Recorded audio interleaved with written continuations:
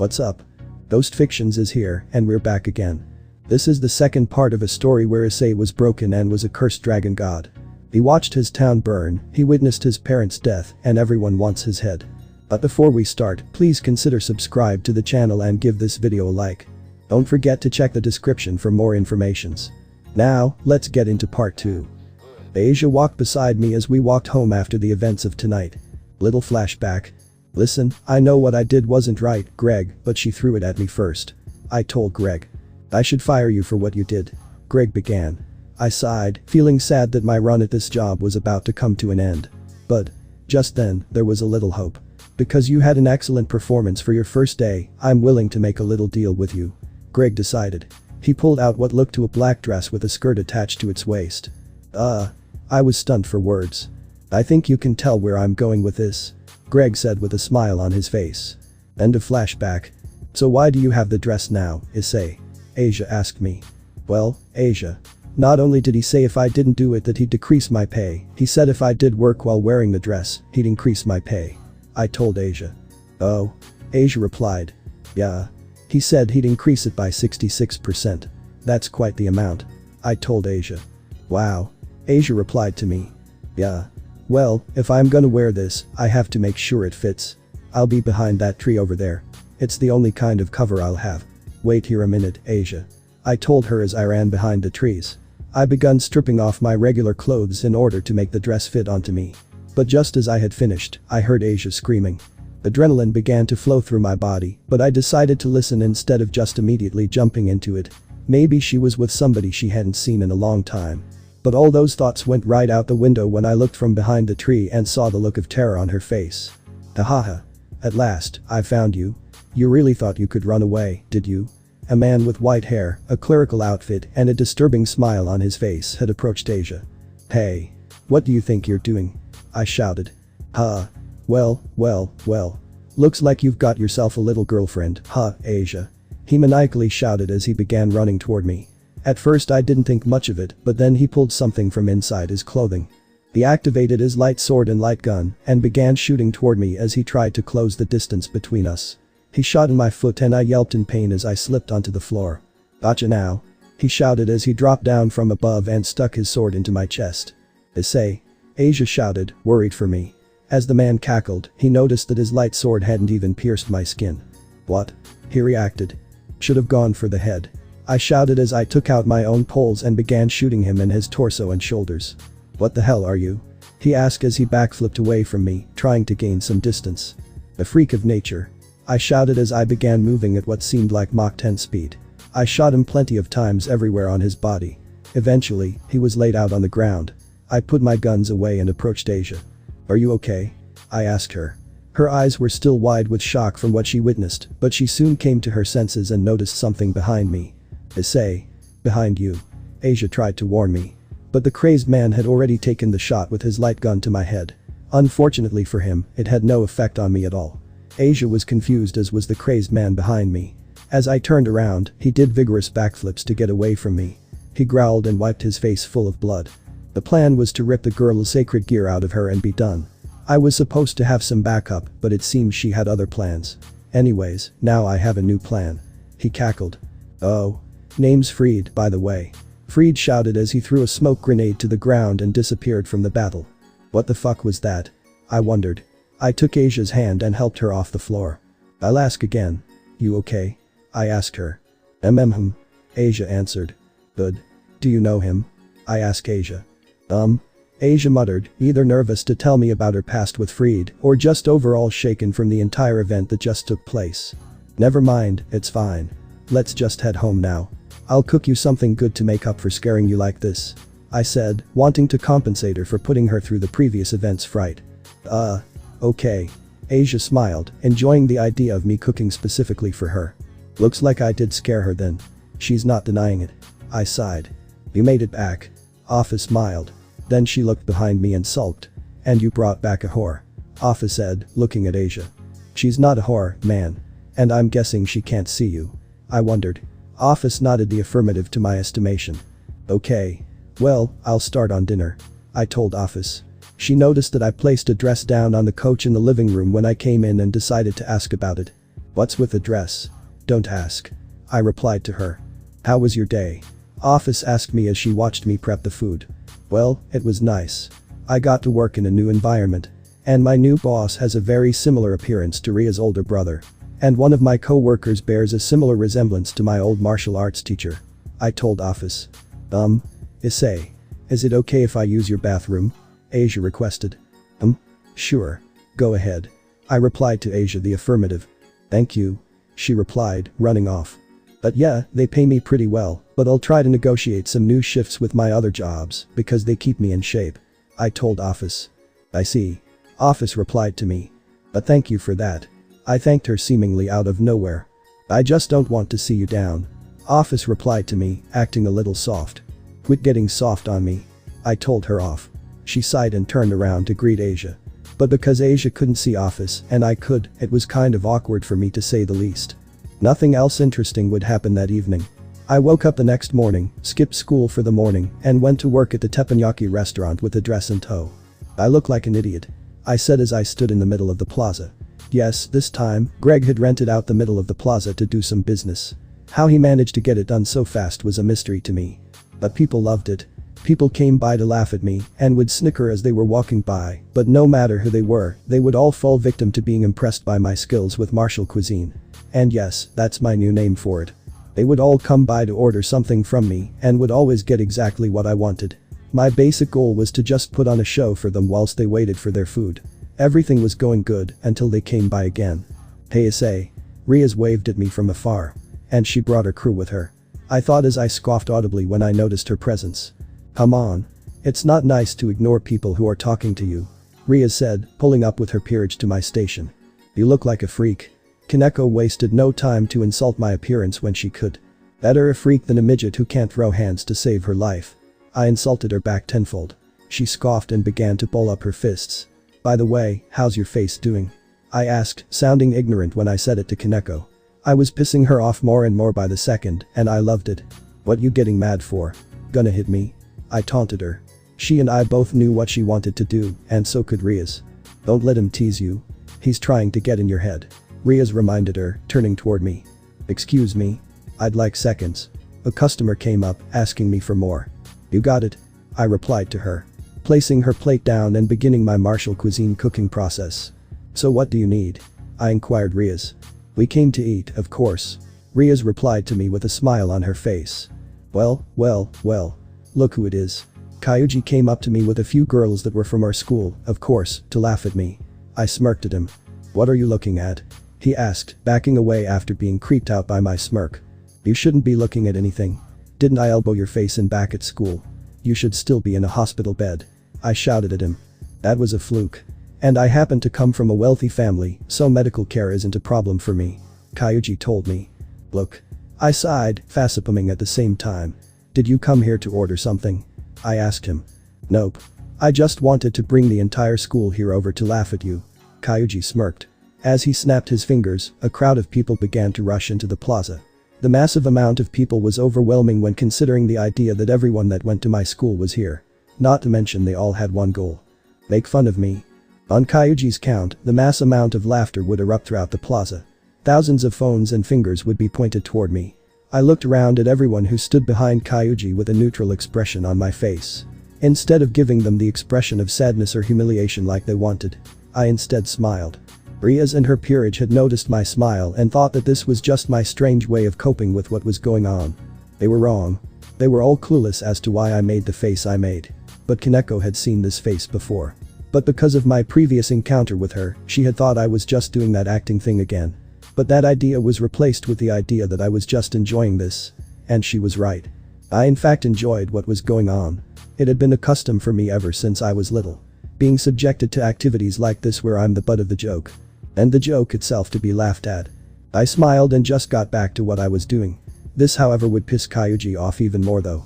I served the customer who had asked for seconds, and that's when Kyuji decided to go forward with his next move. Hey Haidu. I challenge you to a fight. Right here, right now. Kyuji challenged me to a fight. Which would turn out to be the second and last decision of his life. I don't think that's such a good idea, Kyuji. Akeno said to him. What's wrong, my sweet Akeno? Do you not have any faith that I can beat this snob? Kyuji replied, pointing his finger directly at me. Akeno didn't have any faith in him, but she couldn't exactly say that now, could she? I stepped out of my cooking station, and the crowd of people that were around us made a circle, so neither one of us had a way out. Then a weird chant began. Anything goes. Anything goes. Anything goes. The crowd chanted. Thus sealing Kyuji's fate, only neither did he nor I know it yet. Well, you heard them. Anything goes. Which I'm allowed to kill you.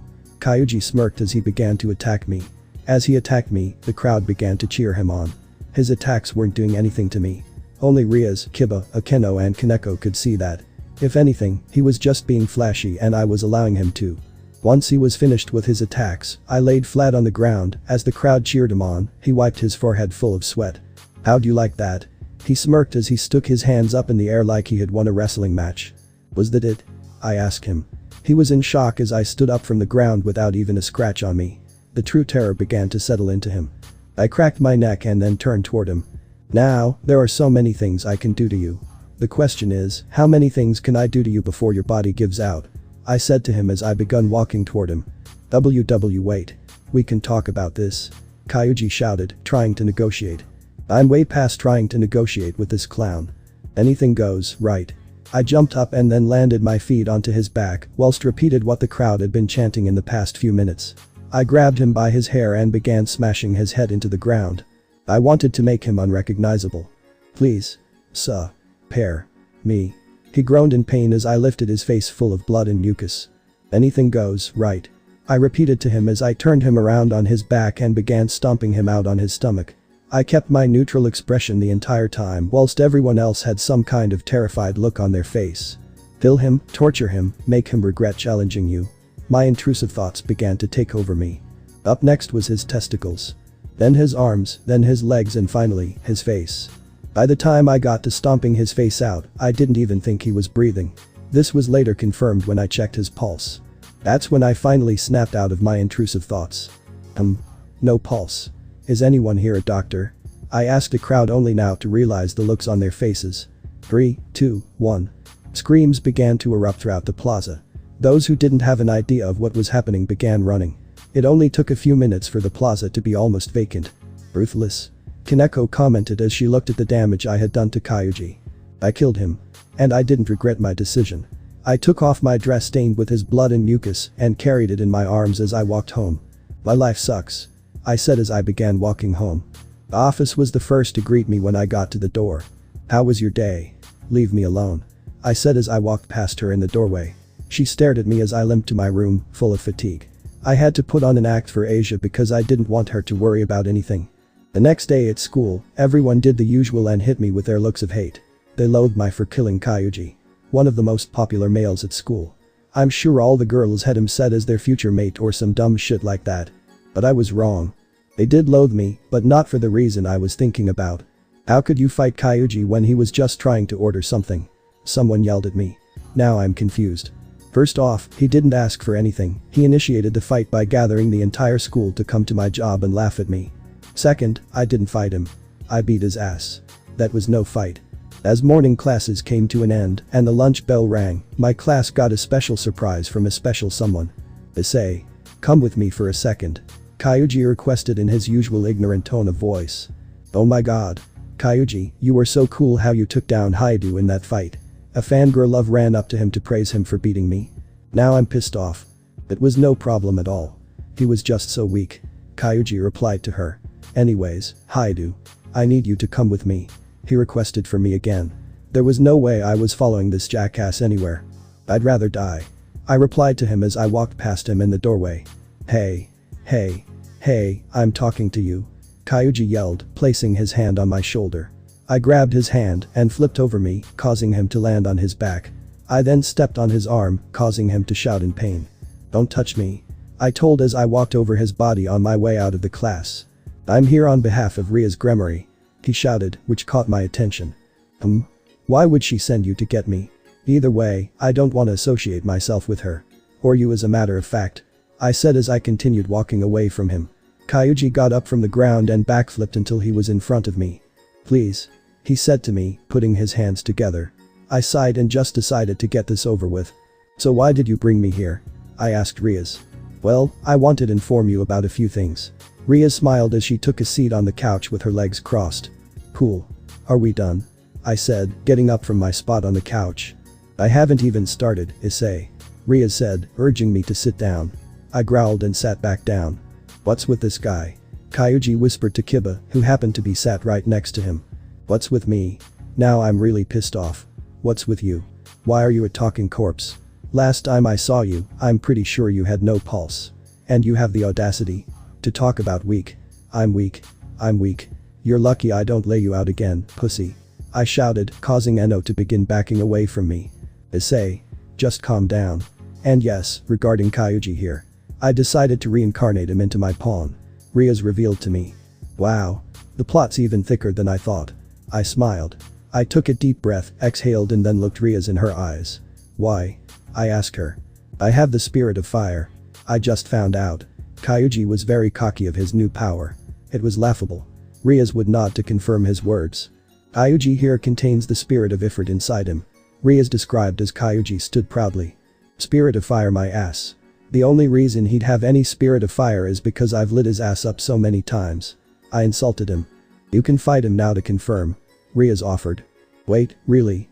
I can use my powers on him? Kyuji asked.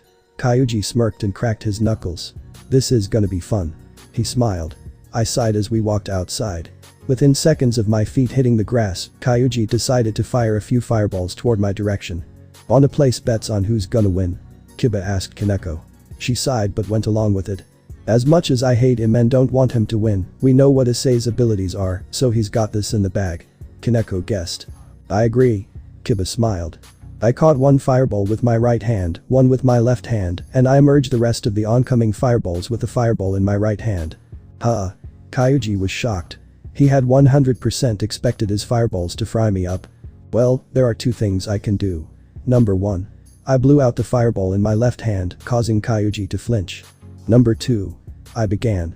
Boost. Boost. Boost. Boost. Boost. Boost. Boost. Boost. Boost. Boost.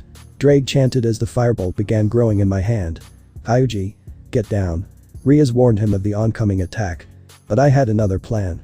I threw the fireball into the air where after a few seconds, it exploded, creating almost a firework visual. But I'd rather just use the third option. I said as I reached into my pants and pulled out my 9mm.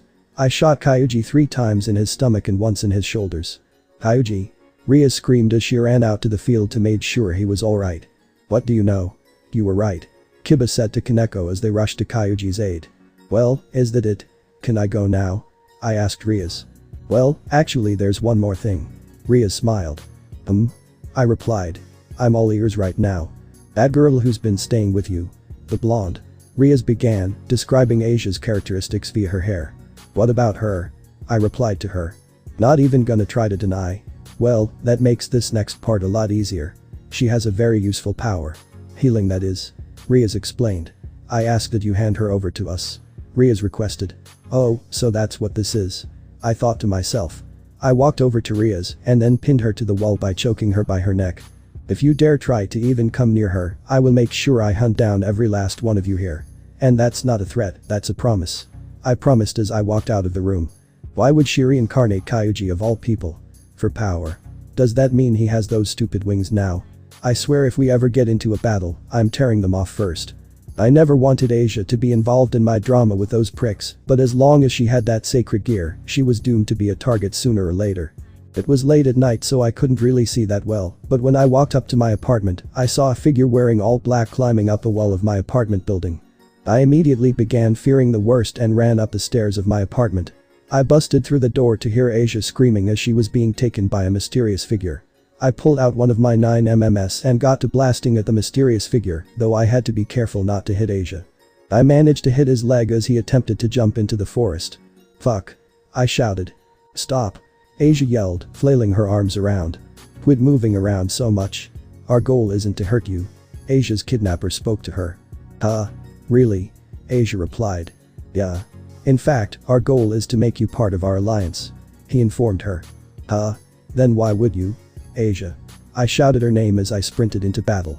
Asia's kidnapper placed her down and immediately got into a battle stance. The karate stance. Oh. I know who you are now. Kyuji. I shouted as I got into a kickboxing stance. Kyuji was immediately on the offensive. He rushed me and attempted to deliver a straight punch to my face, but when that failed, he then went in for a front kick to my face. I easily dodged it and went in for a few fast jabs to his stomach, causing him to groan in pain, followed by a clean uppercut to his chin, knocking him out. You'll never beat me in anything, Kyuji. Come on, Asia. I picked Asia up bridal style and began sprinting away from the apartment. Just hold on to me. I told her as I continued sprinting through the forest. I then sensed 2 more presences as I continued. Shit, we're being tailed. I whispered to myself. Did you miss me? Freed shouted as he shot his light gun toward Asia and I. Fuck. Another one. I muttered. I shot back at Freed until he would eventually back off of us for the meantime. A few minutes later, I felt someone else's presence. The office? I hoped. But alas, it was someone else. Hey there, Haidu. Sona greeted me with her peerage. Sona. I recognized her as she and her peerage began to loom over us. The girl. We need her, Issei. Sona demanded as her peerage began to grow closer to us. I put Asia down to the ground and stood in front of her. Don't make this difficult, Issei. Ria said, appearing from behind with Kaneko carrying a knocked out Kyuji. Rias and Akeno charged up their magic whilst Kiba began running circles around us. Kaneko stood in front of Rias and Akeno as they charged up their magic. Sona and Tsubaki also charged their magic up whilst all the pawns guarded them. So that's how it is, huh? I sighed as I picked her up bridal style once more. I began parkouring from tree to tree until I managed to escape the circle. Don't let him escape with her. Ria shouted, waving her hand and sending her peerage after me. Don't let him escape. Sona did the same and sent her peerage after me as well. Don't worry, Asia. I'll take you somewhere safe. Drake. Hide my presence. I requested. You got it, partner. Drake replied to me. Suddenly, they lost me and they were off my tail. I knew what was next on my bucket list. I'd like a room please. I told the receptionist. Oh. For how long? She asked me. The whole night. I shouted. Oh. Be careful, you lovebirds. She smiled as she handed me the keys to room 210. I carried her up the stairs, opened the door and sat her down on the bed. I then went to look out the window. Issei. Why are they after me? Asia asked me in a worried manner. They want you for your sacred gear. Don't worry. They won't find you here. I told her. Where are you going, Issei? Asia asked me as I put my foot out the window. I've got some things to take care of. I told her as I jumped out the window. Where could he have gotten off to? Rias wondered. She, Sona and their respective peerages retreated back the occult research room after I had disappeared with Asia. Looks like Issei is very protective of the girl. It's gonna take a lot of power to get him to hand her over. Sona told Rias. Haidu's a monster. Kyuji shouted as Akeno bandaged him up. Don't say it like that, Sona. I don't want him to hand her over. I just want her to join my peerage. Rias told Sona. I have a feeling she has what my peerage needs to succeed.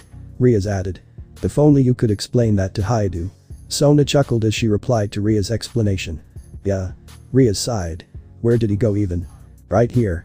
All of a sudden, I broke through the window with my nines out pointing toward everyone. They had been caught off guard. Everyone assumed a fighting stance the moment the window broke. You were warned, Red. I said to her. Wait, Issei. Let's talk about this. Rias offered. It's way too late for talking, Red. Now I'm gonna blast your brains all over these walls. I threatened her as walked up to her and pointed my guns toward her forehead. Stop at once. A voice called out to me. You called in your big brother, huh? Such a shame he's just as powerless as you are in this situation. You think just because he's here that I'm not gonna kill you all. My tone of voice deepened as I grew more serious when I spoke. Issei. There was a voice I recognized all too well. My eyes widened in shock. I turned around in shock as I saw Asia standing next to Serziches and Grafia. Asia, they found you?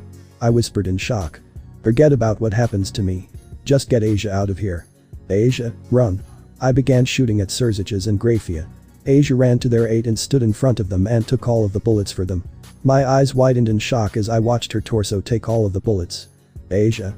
I shouted as I ran toward her. I kneeled down next to her and cupped her cheek. Why? Why would you do something so stupid? Why would you protect them? I asked. I'm sorry, Issei. But I don't want to see you hurt anyone. With every word that Asia said, she'd cough out a little bit of blood. Just stop talking, Asia. You're hurting yourself. I recommended. As Asia fainted from blood loss, I rose from the ground and shit immediately got violent. Why are you all after her? What did she do to deserve this? She's the sweetest girl, who wouldn't dare her to fly. So I ask, what makes her worth so much? You have 3 seconds to answer, I said with my guns pointing at everyone. 3. I began counting down. She has a sacred gear inside her, Issei. Sona told me. 2. I added to the countdown, putting my hands on the triggers. Issei. It's not that I want to hurt her. Riaz added. 1. I ended my countdown, giving them one last chance to plead their case. Issei. Are you even going to listen to us? Riaz shouted. No. I shouted back at her, pressing the triggers on my 9s. But I discovered that the magazines were empty. I scoffed out of annoyance and put them back in my pants. I turned around to face Asia. I kneeled next to her and just looked at her. I checked to make sure she still had a pulse, which thankfully she still did. I just stood there watching Asia's body, thinking about how she got into this position. Riaz took a chance and it took a few steps forward toward me and Asia. Issei. Riaz said my name, trying to bring my attention to her. What do you want? My tone sounded much more calm when I answered her question. If you want her to survive, leave her with us. Riaz offered. Why in the fuck would I take that offer? You guys suck. I'd take her to the hospital myself. I don't need anybody's help. I told her as I take Asia in my arms once more. The hospital can't treat these injuries, Issei. Riaz informed me. If she doesn't get the help she needs from us, you can't hate me forever. I put that on my name and pride as Riaz Gremory. Riaz promised. I really didn't want to leave Asia with her. But she was right. With how many bullets she was hit with, there's no way the hospital can treat her. I swallowed my pride and placed Asia into Riaz's arms. You'd better help her live, or I'll make it my mission before I die to hunt every last one of you down. I'll remember every last one of your faces. I threatened them in a low tone of voice as I walked away from them. I was in no position to threaten them. I needed their help in order for Asia to live. I don't care if Asia hates me for what I've done, I just can't live knowing that I may have taken Asia's life from her. I wanted to wait for Asia to come back to my apartment since this was where all her stuff was. But when she didn't come back, I immediately began thinking the worst. She hates me. I thought to myself out loud. No, she doesn't. Office replied to me. The hell do you know? And where were you? I could have really used your help. I yelled at her. I don't want to hear your excuse. Just get out of my house. When I come back. I don't want to see you in my house. Just get out. I said as I slammed the door and sprinted out of my apartment. The first thing I did was not go to school, but I went to find the tallest building I could see, which happened to be a building next to the plaza. When I got to the top, I looked down, acknowledging that I didn't have a fear of heights. And then I jumped off. As I jumped off, I began talking to Drake. Hey Drake. I said, talking to him out loud. What's up, partner? Drake replied to me. A long pause would be in place before I'd ask him my next question. What's wrong with me? I asked him, beginning to sniffle. You've been through a lot, Issei. That can't possibly be your fault. Drake replied to my question. But it feels like it is. Everywhere I go, people want to start a problem with me. Why? What did I do to deserve this man? I shouted as I began sobbing as I fell down the skyscraper. I'm depressed and I don't want to live anymore. But this stupid power of mine won't let me kill myself. Why? Just let me end my suffering. Nobody wants me around them, so why should I want to be around them? I sobbed. Drake felt sympathy for me. He felt bad that there was almost nothing he could do in order to make my life be easier. All he could do was try to cheer me up with his words. Issei, you're plenty talented, okay? You can cook, your body's very toned, you have lots of musical talent, and you're a soldier. No matter what your goal is or how many times you're put down, you always manage to get yourself back up. I have no doubt that you'll get yourself back up again. Drake was sounding very motivational right now, and while I was able to understand his words, it reminded me of my goal. Well, for my last goal, there is no getting back up, Drake. I said to him. What are you talking about, partner? Drake asked, curious of what my last goal was. My last goal is to die. I don't care how and I don't care in what way. My goal is just to die. Okay. I just want to die. My last and final goal is to die. I shouted as tears fell down my face. Drake had no clue what to say, which is why he said nothing more. During my entire fall down the skyscraper, I spent the entire time sobbing all the way down to my crash into the ground. When I did hit the ground, nobody around me bothered to ask if I was okay. Nobody even bothered to look in my direction. Nobody noticed when I got up from the ground. Still didn't hurt. Ugh. I groaned out of frustration as I rubbed the rubble off of my shoulders. I stopped by the school just because I was bored and there was PE, I kicked everybody's asses dodgeball, and then smoked a cigarette. I then walked around the school during chemistry. But it was because of this walk that I would discover a little blonde girl full of joy. Oh. Asia's alive. I sighed, and a little smile appeared on my face. That takes a load of grief off of me. I decided to try and walk past her, but she had noticed me and waved to me. Issei. She called my name. I turned around and then she wrapped her arm around mine. Huh? Now I'm confused once more. Issei, can you come to the occult research room with me? Asia requested with a smile full of joy on her face. Sure. I answered her as she began pulling me by my arm along to the room. People stared as the new girl pulled the most hated kid in the school's arm with a smile on her face, but I could care less. Asia. So I see you're alive. I smiled. Yep. She replied, carrying her signature smile on her face. I know you'll probably never accept my apology, but… I got on my knees and bowed down to her. I'm very sorry for almost ending your life. I apologized to her. It's fine. I forgive you. Asia smiled, forgiving me. Would she forgive me so easily? I wondered. It brought a tear to my eye how nice Asia was. There was never gonna be another girl like her. I got up from the floor and hugged her. Issei. Asia felt flustered and her temperature was starting to rise. Sorry about that. I'm just really glad you're alright. I smiled her. Yep. But there's something I need to confess to you. She blushed. What is it? I asked her. She then spread her new devil wings from her back. I'm a devil. Asia's the only person who can make that statement sound cute, which is why it almost flew over my head. Oh. I see. Have they been making you do anything? I asked, looking in Ria's general direction. No. Everyone's been really nice to me. I've just been doing some contracts and I got a familiar. Asia informed me. You got a familiar? Can you show it to me? I requested of Asia. Of course. She replied to me. Using her magic, she summoned her familiar to her shoulder. Her familiar was a little blue dragon. I named it Issei. Asia told me. Issei? I questioned the little dragon's name. Yeah. It's a lightning dragon, so I took that and merged it with your name. Asia explained to me. She named her familiar after me. I thought to myself. I decided to get a closer look at it. When I stuck my hand out toward it, it reacted aggressively and struck me with lightning. When it witnessed it had no effect, Issei's eyes widened and it hid behind his owner. My eye twitched out of anger, and so did my hand as it instinctively reached for one of my 9mm seconds. Bad Issei. I'm sorry Issei. I'm sure he didn't mean to do it. Asia apologized to me. At the last moment, my hand twitched again, and I made it look like I was adjusting my hair. Yeah. I'm sure. I replied to her. Asia. I got her attention. She turned her head toward me. I'm in debt to you. If you ever need a favor, may it be anything, I'll do it. I told her. Oh. Okay. Asia replied to me. She put her familiar away and decided to sit next to Kaneko in the occult research room. I sighed full of relief and then looked at the room full of people. What are you looking at? I looked at everyone. Nothing, Issei. Rias grinned. Whatever. I'll have you know my guns are loaded this time. I threatened her as I walked out of the room. Who would have thought under all of that, the dude actually has a heart? Kyuji wondered. Yeah. Bit of a surprise, isn't it? Akeno smiled. What's wrong? Isn't Issei usually like that? Asia asked everyone. He's usually more like the big bad wolf. Kaneko answered Asia. Huh? Asia had no clue what Kaneko meant. I mean, to be fair, he hasn't exactly had it good here in the academy. Akeno chuckled nervously. It's his fault for being so unlikable. Kaneko replied to Akeno. Unlikable? Asia tilted her head in confusion to everyone's words. I went back home to find Office sitting at the table. What are you still doing here? Why didn't you leave? I asked Office. I was hungry. Office replied to me. My eyebrows raised a little at her answer. I really like your food. Office added with a smile on her face. Well, I'm sorry for saying I wanted you out. Here, I'll make you something. I was interrupted by a knock at the door. On the other side, there was a little blonde girl with a Kuo Academy girl's outfit.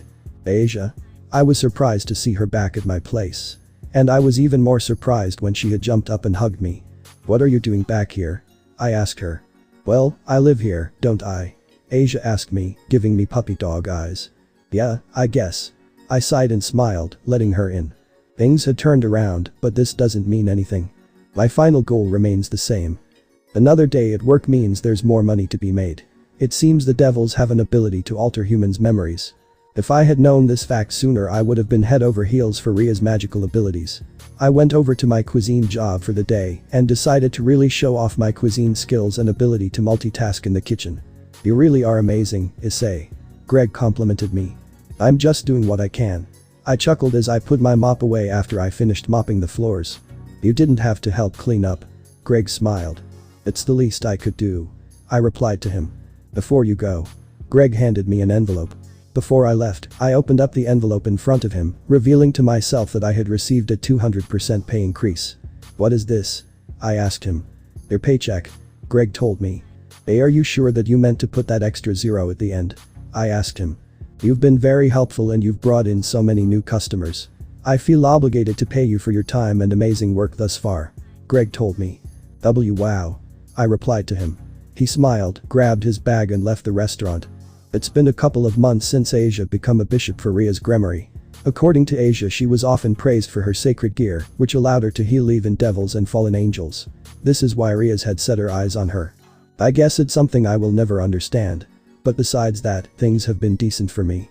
I've been making what feels like crazy money thanks to Greg. I went to the school today, to be more specific, I went to the occult research room, since that's where Asia hangs out most of the day. When I walked into the room, I immediately noticed a new addition to the room. Whoa. Y'all got a piano? I shouted. Yeah. Riaz chuckled. We recently got a crazy amount of funds, so we thought why not? Riaz explained to me. Why? You play? Riaz asked me. Hell yeah. I used to make music like crazy when I was a kid. I replied to her as I sat down on the piano bench. Make? Were you a producer? Akeno asked me. Close. I was a ghost producer. I replied to them. Ghost producer? Kaneko had no idea what the term meant. Let me play you something you might have heard before. I cracked my knuckles and began playing the melody for Jared's song titled Fast. As I did, I begun humming the lyrics to the song. I've been living fast, fast, fast, fast. Feeling really bad, bad, bad, bad. Time really moves fast, fast, fast, fast. Better hurry up and get in your bag, bag, bag, bag. Those were the only lyrics I could remember of the song. But his singing was always amazing to listen to. That was amazing. Riaz complimented me. I agree. Akeno also complimented my performance of the song. The SSH. It wasn't that bad. Kyuji scoffed. What did you mean when you said you ghost produced? Riaz asked me. It means that I make all the songs that he sung over, while some other dipshit gets credit just for being able to mix and time his vocals correctly over the beat. I could have easily done that if they had asked me. I muttered full of frustration. Wow. Sounds tough. Kyuji said, showing fake empathy. Who did you ghost produce for? Riaz asked me. I know his name, but I don't remember his stage name. I think it was Food World or something like that. I said, not being able to fully remember his name. Wait, are you talking about Juice WRLD? Kyuji shouted. Apparently he was a fan. There it is. Juice WRLD. That's his name. Yeah. I produced almost all of his songs. He came to Japan when I was small and he was a small artist at the time. My guardians knew him and introduced him to me. I knew how to produce and he had a natural singing talent. I smiled, remembering all the time me and Juice would spend in the studio. I remember we recorded a lot of songs together. A lot. I'd say around 1,000. Nah. Definitely more than that. I told them. Kyuji ran up to me and grabbed me by my shoulder. Where are they? He asked me with a crazed look in his eyes. I've kept all of them on a hard drive. Why? I asked him, inching my face away from his. I must hear them. I need more of his music. Kyuji shouted. Hell nah. Get off me. I shouted, pushing him off of me.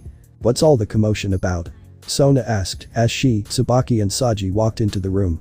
Issei was a ghost producer. Riaz told her. Produce WRLD. Kyuji shouted. Produce WRLD. Saji replied with the same amount of ecstasy in his voice. Produce WRLD. Kyuji confirmed. Geez. These are the kinds of fans he has. I sighed, feeling bad for Jared. Would you two stop talking? Akeno asked me. Well, he had to go back home to the United States, but from what I heard, he's doing pretty well for himself. I heard his recent album Fighting Demons is doing pretty well. I heard the song Already Dead and knew it had to be his song. I never thought he would release that song, though. I sighed. Real good dude. I added. Yeah. It's so sad that the album was posthumously published. Saji frowned. Wait. What do you mean? Posthumously? I asked Saji. The room suddenly went silent. Yo. Is there something y'all aren't telling me? I asked them. He died in 2019. Saji revealed to me. My eyes went wide in shock. He was still so young. Almost as young as me, how could he die so young? How'd he die? I asked them. The drug overdose. Saji told me. Silence filled the room for a few minutes. I need to go. I muttered under my breath as I walked out of the room. He didn't know. Kyuji asked Saji. He doesn't have a phone, so it's not surprising that he hasn't heard about it. But that was 3 years ago. Saji turned back toward my direction. It's because of Greg that I was able to afford a phone and some good internet service. The first thing I did was book a flight to Illinois. I didn't care how expensive it was, I just needed to get to Illinois. When I landed, I followed the address on my phone until it took me I was in the right location. Beverly Cemetery. I walked up the stairs to look at his memorial. I sighed and then I shed a tear. They took you from me too, huh? My world is a sad one, alright. But you had it good. According to what the internet told me, you were at the top of the world. You were a legend. Even though you didn't want that title. I chuckled. I wish those times were longer. And I'll always miss those times where we could just sit down, chill and make music together. Thank you for those good times, Jared. I'll never forget you. I sniffled. I couldn't possibly leave the cemetery without leaving a vinyl of his debut studio album near his memorial. I did end up spending 2 weeks in Illinois, but I found that it wasn't for me. I ended up going back to Japan and I went back to working for Greg. He was confused on why I left, but when I told him that it was a little personal, he seemed to understand. I had no clue that Jared has passed on. I felt like I was under a massive rock for not knowing of his passing. Relax, Issei. I'm sure things'll cheer up. Ria said as she rubbed my back to comfort me. Sure. My intrusive thoughts tell me the same thing, Ria's. You know that. I replied to her. Why do you keep trying to care for me? I don't want it, nor do I need it. I told her, shaking her hand off me. We were then interrupted by Sona and Tsubaki walking into the room. He's still not cheering up? Sona asked Ria's. She nodded her head in the negative and walked over to her. I've tried everything. This is the saddest I've ever seen him. Ria's told Sona. It's about time I revealed something then. Get in here. Sona shouted. All of a sudden, a black man with dreads came walking through the door. Yo. This place is pretty lit. I was instantly able to recognize his voice. Jared? Ain't no way. Jared. I shouted. The one and only. He smiled and we did a little handshake. How are you alive? I asked him. Yeah, about that. I'm a devil now. Jared told me, showing off his wings to me. Oh. That's not something I would expect from you. I told him. Yeah. He chuckled. And I sort of work for that lady over there. Jared said, pointing to Sona.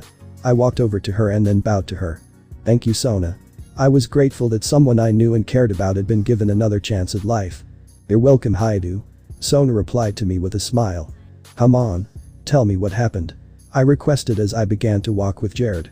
Well, Sona told me that I was now her rook. Jared told me. Nice. That means you have more strength than everyone in her peerage. I told him. You know it, bro. Jared chuckled. So why did you revive his friend? Riaz asked Sona, knowing there was another motive behind it. What's there to lose, Riaz? Issei gets his friend back and my peerage gains more strength. Sona smiled, adjusting her glasses. Riaz realized what Sona's true objective was.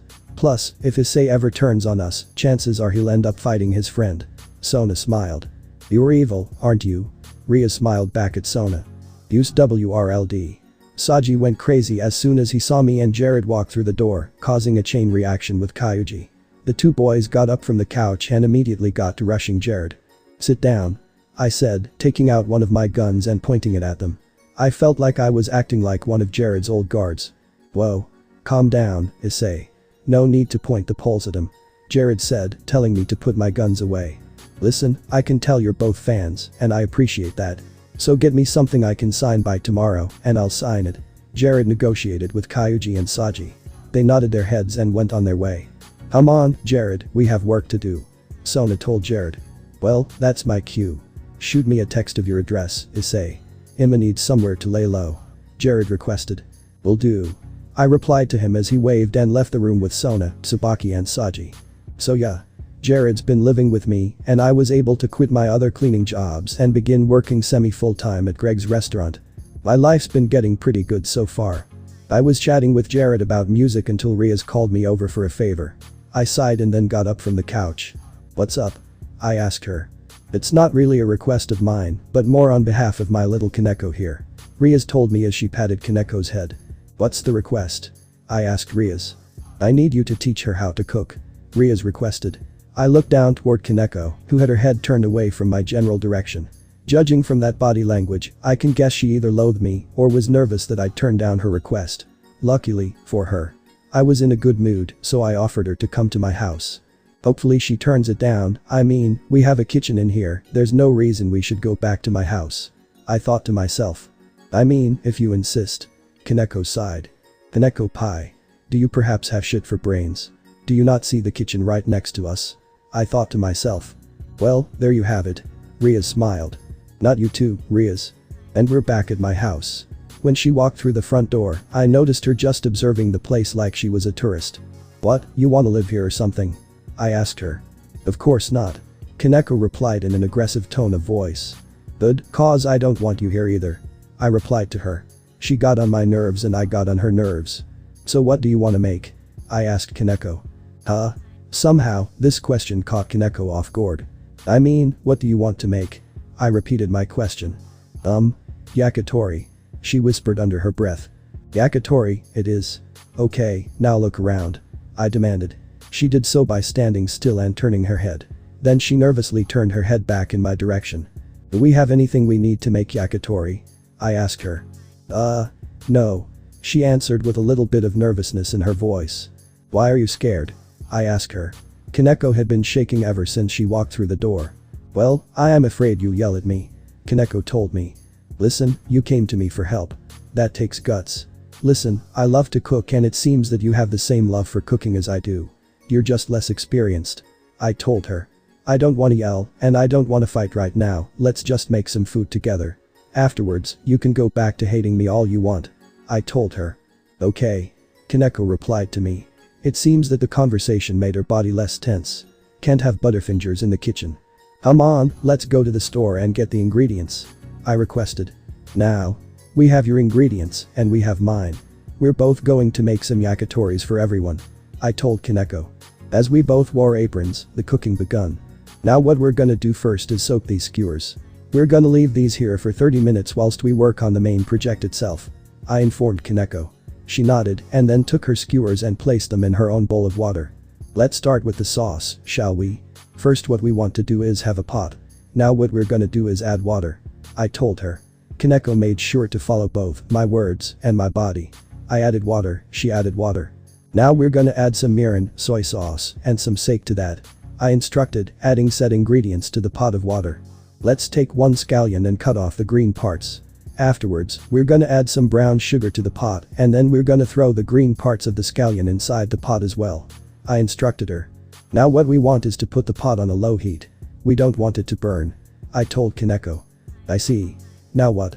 Kaneko asked me. Now we chill. We let the skewers get soaked and the heat do its thing with our sauce.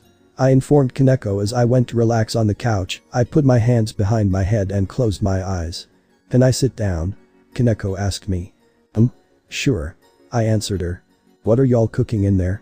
Jared asked me, scrolling on his phone. That's a secret for now, bro. I replied to him. If you don't tell me, I'm gonna leave. Jared threatened me. And go where? I asked him. Shit, you're right. I'm sorry. He bowed, apologizing to me. Relax, they'll be ready in an hour. And we're gonna be giving some of them to Riaz and them at the school. I told Jared. Won't that mean we'd have to bring all of these to them? That sounds like a lot of work. Just invite them over here. Jared suggested. But I don't want them over here. They're jerks. I replied to Jared. Would you rather carry all of your food to the school? Jared asked as he turned to his left to face my direction. I stared back at him for a few seconds before making my decision. Kaneko, can you call Riaz? I requested. Why? What's your plan? Kaneko asked, glaring at me. Do you want to carry all our food to the school? I asked Kaneko. Do you want to share the food with President? Kaneko asked me. Why do you think we have so many skewers? Anyways, I want to invite her over here. And tell her to bring Sona and her peerage, too. You know I'll just call her and tell her myself, just please call her. I requested. Kaneko glared at me, but she took out her phone and called Riaz. Surprisingly, she answered within 3 seconds. Hello, Kaneko, how are things doing? Riaz asked from the other side of the phone. Kaneko handed me the phone and I spoke to Riaz. Listen, bitch. Tell your people to come by my place.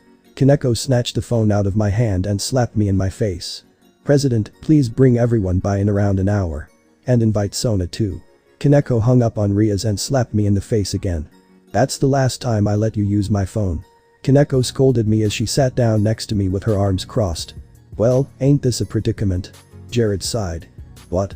I replied to him, wondering what he meant with those words. 2 guys, 1 girl in a house. We're all bored. Jared smirked.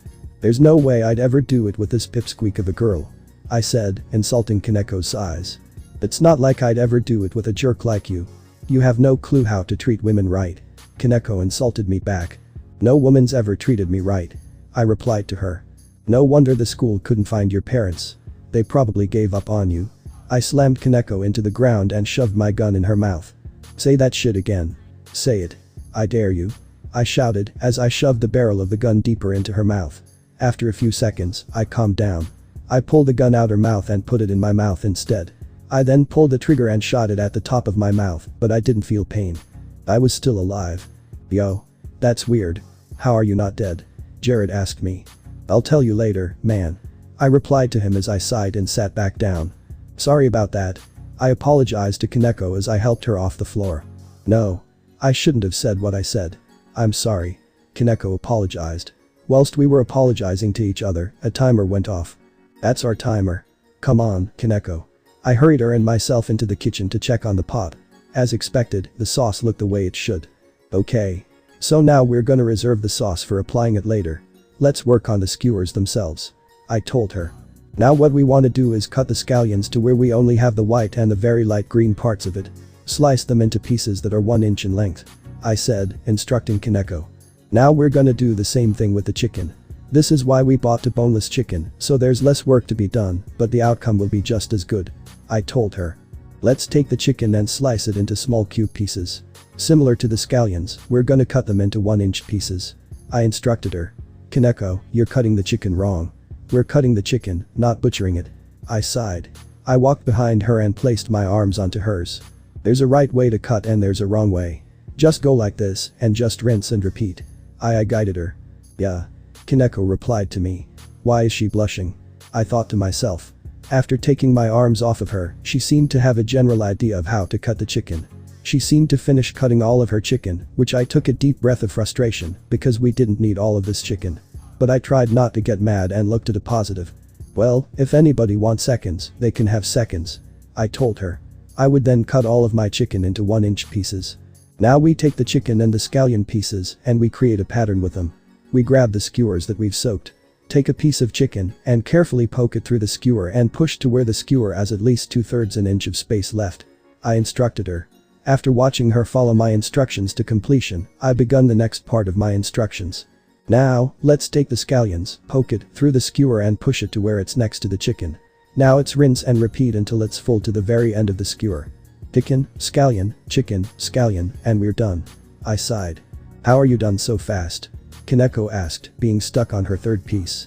How are you not? Once you figure out where to poke it through the skewer, it's easy. Here, I'll help you out. I offered as I put down my skewer and showed her where to poke the skewer through the chicken and the scallions.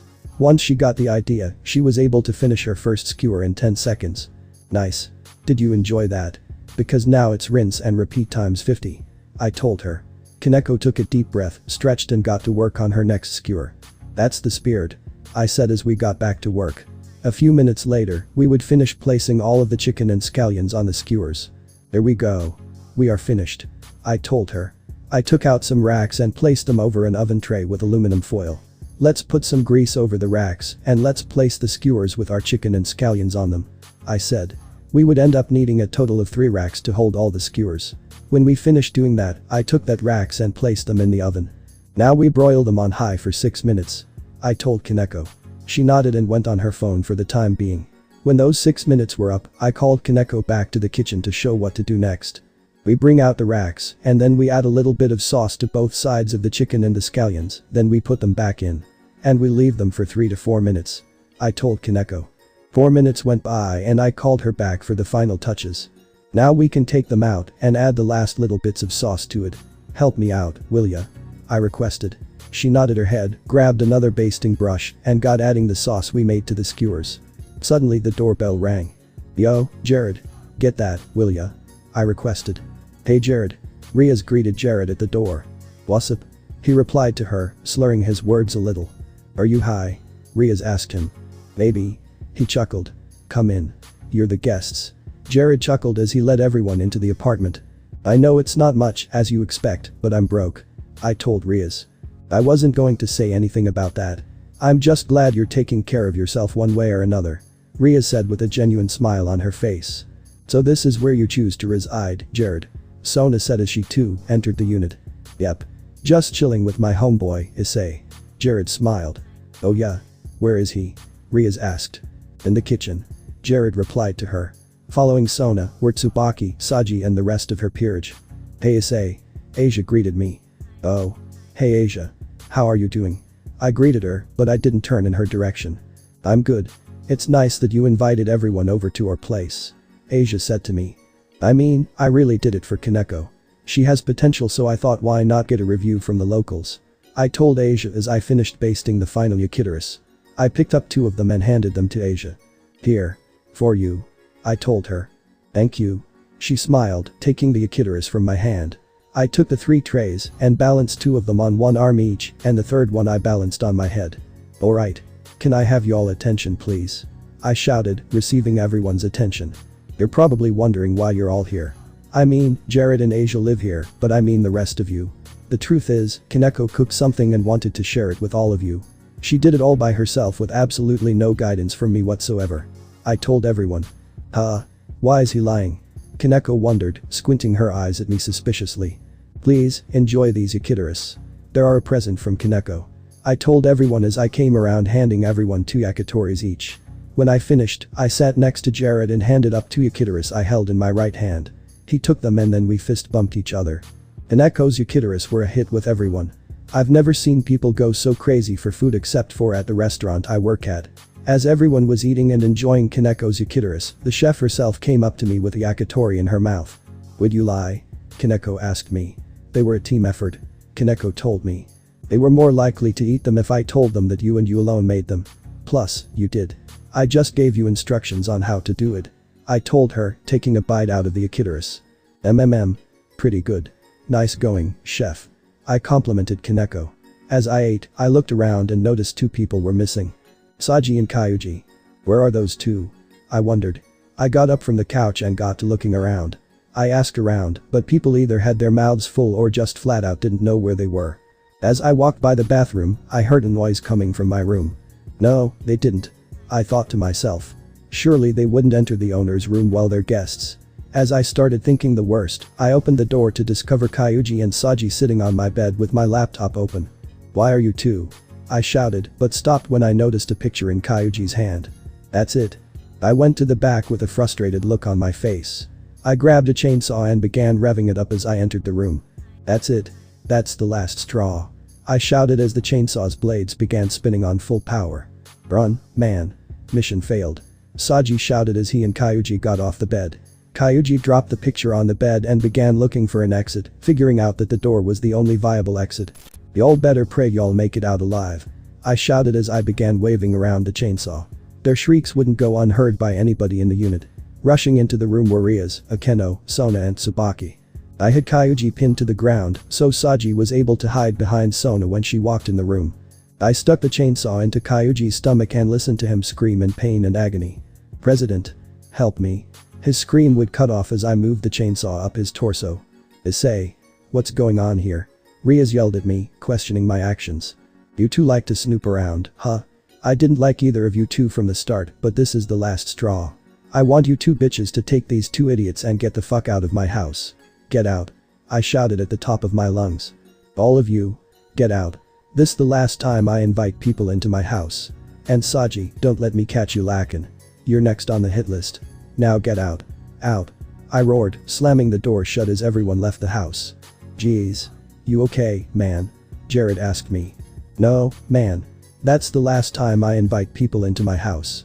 I sighed as I sat down on the couch next to Jared with blood on my jeans. What happened? Jared asked me. They were snooping around in my room. I told Jared. Damn. That's disrespectful as fuck. Jared replied to me. I know right. Well, we got all these extra yakitoris just sitting around. I wondered. I looked at Jared and he had the same idea as me. Let's eat. We said at the same time. What happened in there? Riaz asked them. Saji sat on the couch next to the fatality-injured Kyuji, who was simultaneously getting healed by Asia as well. I want the truth, Saji. Sona demanded. Yeah, it's completely unlike Issei to just go off like that for no reason at all. Riaz told them. Okay, President. I'll tell you the full story. It started back when you told us we were going to Haidu's house. Flashback. Sona. Looks like we're going to Issei's house. Riaz informed Sona. Issei's house, why? Sona asked Riaz. Apparently Kaneko has a surprise for us. She wants everyone to be there in an hour. Riaz told Sona. What's Kaneko doing at Issei's house? Sona asked Riaz. Kaneko was requesting cooking lessons and I suggested she receive them from Issei. Riaz told Sona. Are you sure you made the right choice doing that? Sona asked, questioning Riaz's decision-making. Issei may not be the nicest in the world, but he's nice when it counts. Riaz smiled nervously. I see. So are we going? Sona asked Riaz. Of course. I want to support everyone in my peerage as much as possible. Riaz replied proudly. You hear that? We're going to Issei's house. Kyuji shouted. Why are you so excited about that? It's Issei's house. Saji replied, trying to snap Kyuji out of whatever trance he was put under. Yeah. But Juice lives with Issei. And remember what Issei said. He said he has all of Juice's music on a hard drive. So we just need to look for it and we'll have more Juice WRLD than we could ever want. Kyuji whispered to Saji. Saji's eyes widened as he realized that Kyuji had a good point. We're going to Issei's house. Saji shouted, leaping in the air full of excitement. Someone's excited. Riaz chuckled. Yeah. Sona glared at the two boys, having a gut feeling that they were up to something. Flashback end. So that's what you were excited about? Sona said, glaring at Saji. So what happened then? Riaz asked them. When we got there, we immediately started checking every room until we found what we thought was his room. We then went inside said room, found his laptop and tried logging into it. Saji explained to everyone, to which Sona and Riaz could only facepalm in disappointment. Then I found a picture. I thought it could help tell us more about him. I took a picture of it so I could show it to you. Saji informed Sona. Saji? Are you insane? Do you have any idea what Issei would do to you if he heard this? Sona asked, questioning the two boys' sanity. No Sona. What would I do? I whispered in her ear to give her a little scare, to which was successful. Ah. She shrieked and then cleared her throat and got herself back together. So that's what you were doing, huh? I'll inform you, Sona. Of what I would do. I would rip their fucking ears off. I shouted. Listen, we're sorry. You think saying sorry is gonna get you out of this? I shouted at them, pulling out my twin 9mm. If you're really sorry, you let me take both of your lives. I told them as I shot each of them in the shoulders. They grunted in pain and fell to the floor. Issei, calm down. Jared shouted, grabbing my arms and pointing the guns away from them. Look, I don't agree with what they did, but I don't think it's worth dying over. Just relax for now. Relax. Jared shouted at me. Yeah, bro. I agreed with Jared, I felt like I was getting too mad. I sat on the couch and gathered my thoughts together. Wow. He was really gonna kill us. Saji whispered whilst his eyes showed how much shock he was in. He was gonna kill me again. Kyuji said to Saji with just as much shock in his eyes. The moment I glanced over in their direction, they'd shriek in fear that I'd jump at them. Jared may have saved you from Issei, but he's not saving you from me. Sona looked at Saji with an angry and distasteful look on her face. Saji's eyes grew wider as he looked Sona in her eyes. Follow me, everyone. Sona demanded. Yes, President. Everyone in Sona's peerage replied to her with Saji's voice sticking out as the most bitter. Let's make something clear right now. If you're not Jared or Asia, you're not allowed in my house. I shouted as I got up from the couch. Wait, Issei, I'd like to speak with you. Riaz told me. Everyone, if you'll excuse us. Riaz said, signaling for everyone else in the room to exit. See ya at home, man. Yeah, see ya. I replied to Jared as we fist bumped and then he headed for the door. I'll meet you at home, Issei. Asia shouted at me as she ran out of the room too. Akeno bowed and Kiba and Kaneko waved as they walked out the door. I suppose it's about time I leave too. Wait. Riaz stopped me. Did Riaz's voice just go down an octave? What? I replied to her. Sit down, I have some questions I want to ask you. Riaz demanded. I decided to sit down and work with her for once. She pulled out her phone and showed me a picture. A picture that contained my parents. Where'd you get that? I asked her, sounding surprisingly calm. Kyuji emailed it to me. Riaz told me. She got up and sat next to me. To which I felt weirded out. Don't sit next to me. I demanded. I'm not trying to hurt you, Issei. None of us are. Riaz told me in a calming tone of voice. Right. I replied to her in a sarcastic tone of voice. I looked at the photo and then began talking. Those are my parents. That's the only picture I'll ever have of them. I told Riaz. Oh. I'm sorry. Riaz said to me as she looked down at the picture.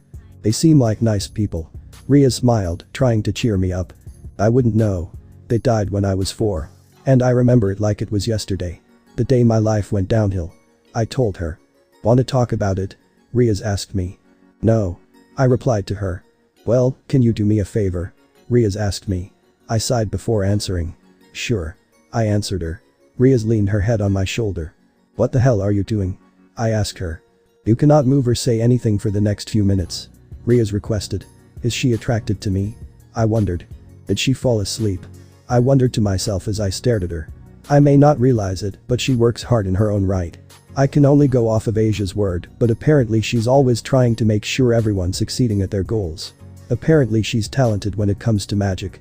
But I wouldn't know since it has no effect on me. I thought to myself. I don't say it often, but thank you for taking care of Asia. And for what it's worth, I guess I should apologize for treating all of you as rough as I do. I said, technically speaking to myself. What should I do? Do I leave her here? I asked myself. I decided before I left to snap a picture of her leaning on my shoulder and save it as my wallpaper. That's a banger. I chuckled to myself. I decided to place a blanket that I found in the room onto her and then I laid her down on the couch and left. When I got home, everything was peaceful. I'm hungry. Office told me and she sat on the couch swinging her feet in the air. Come here, I'll warm up a yakitori or two for you. I told her. She smiled and seemed content with what I said. As I was asleep, I heard a magic circle open in my room. I opened one eye to see what was going on. Riaz? I thought to myself. Issei.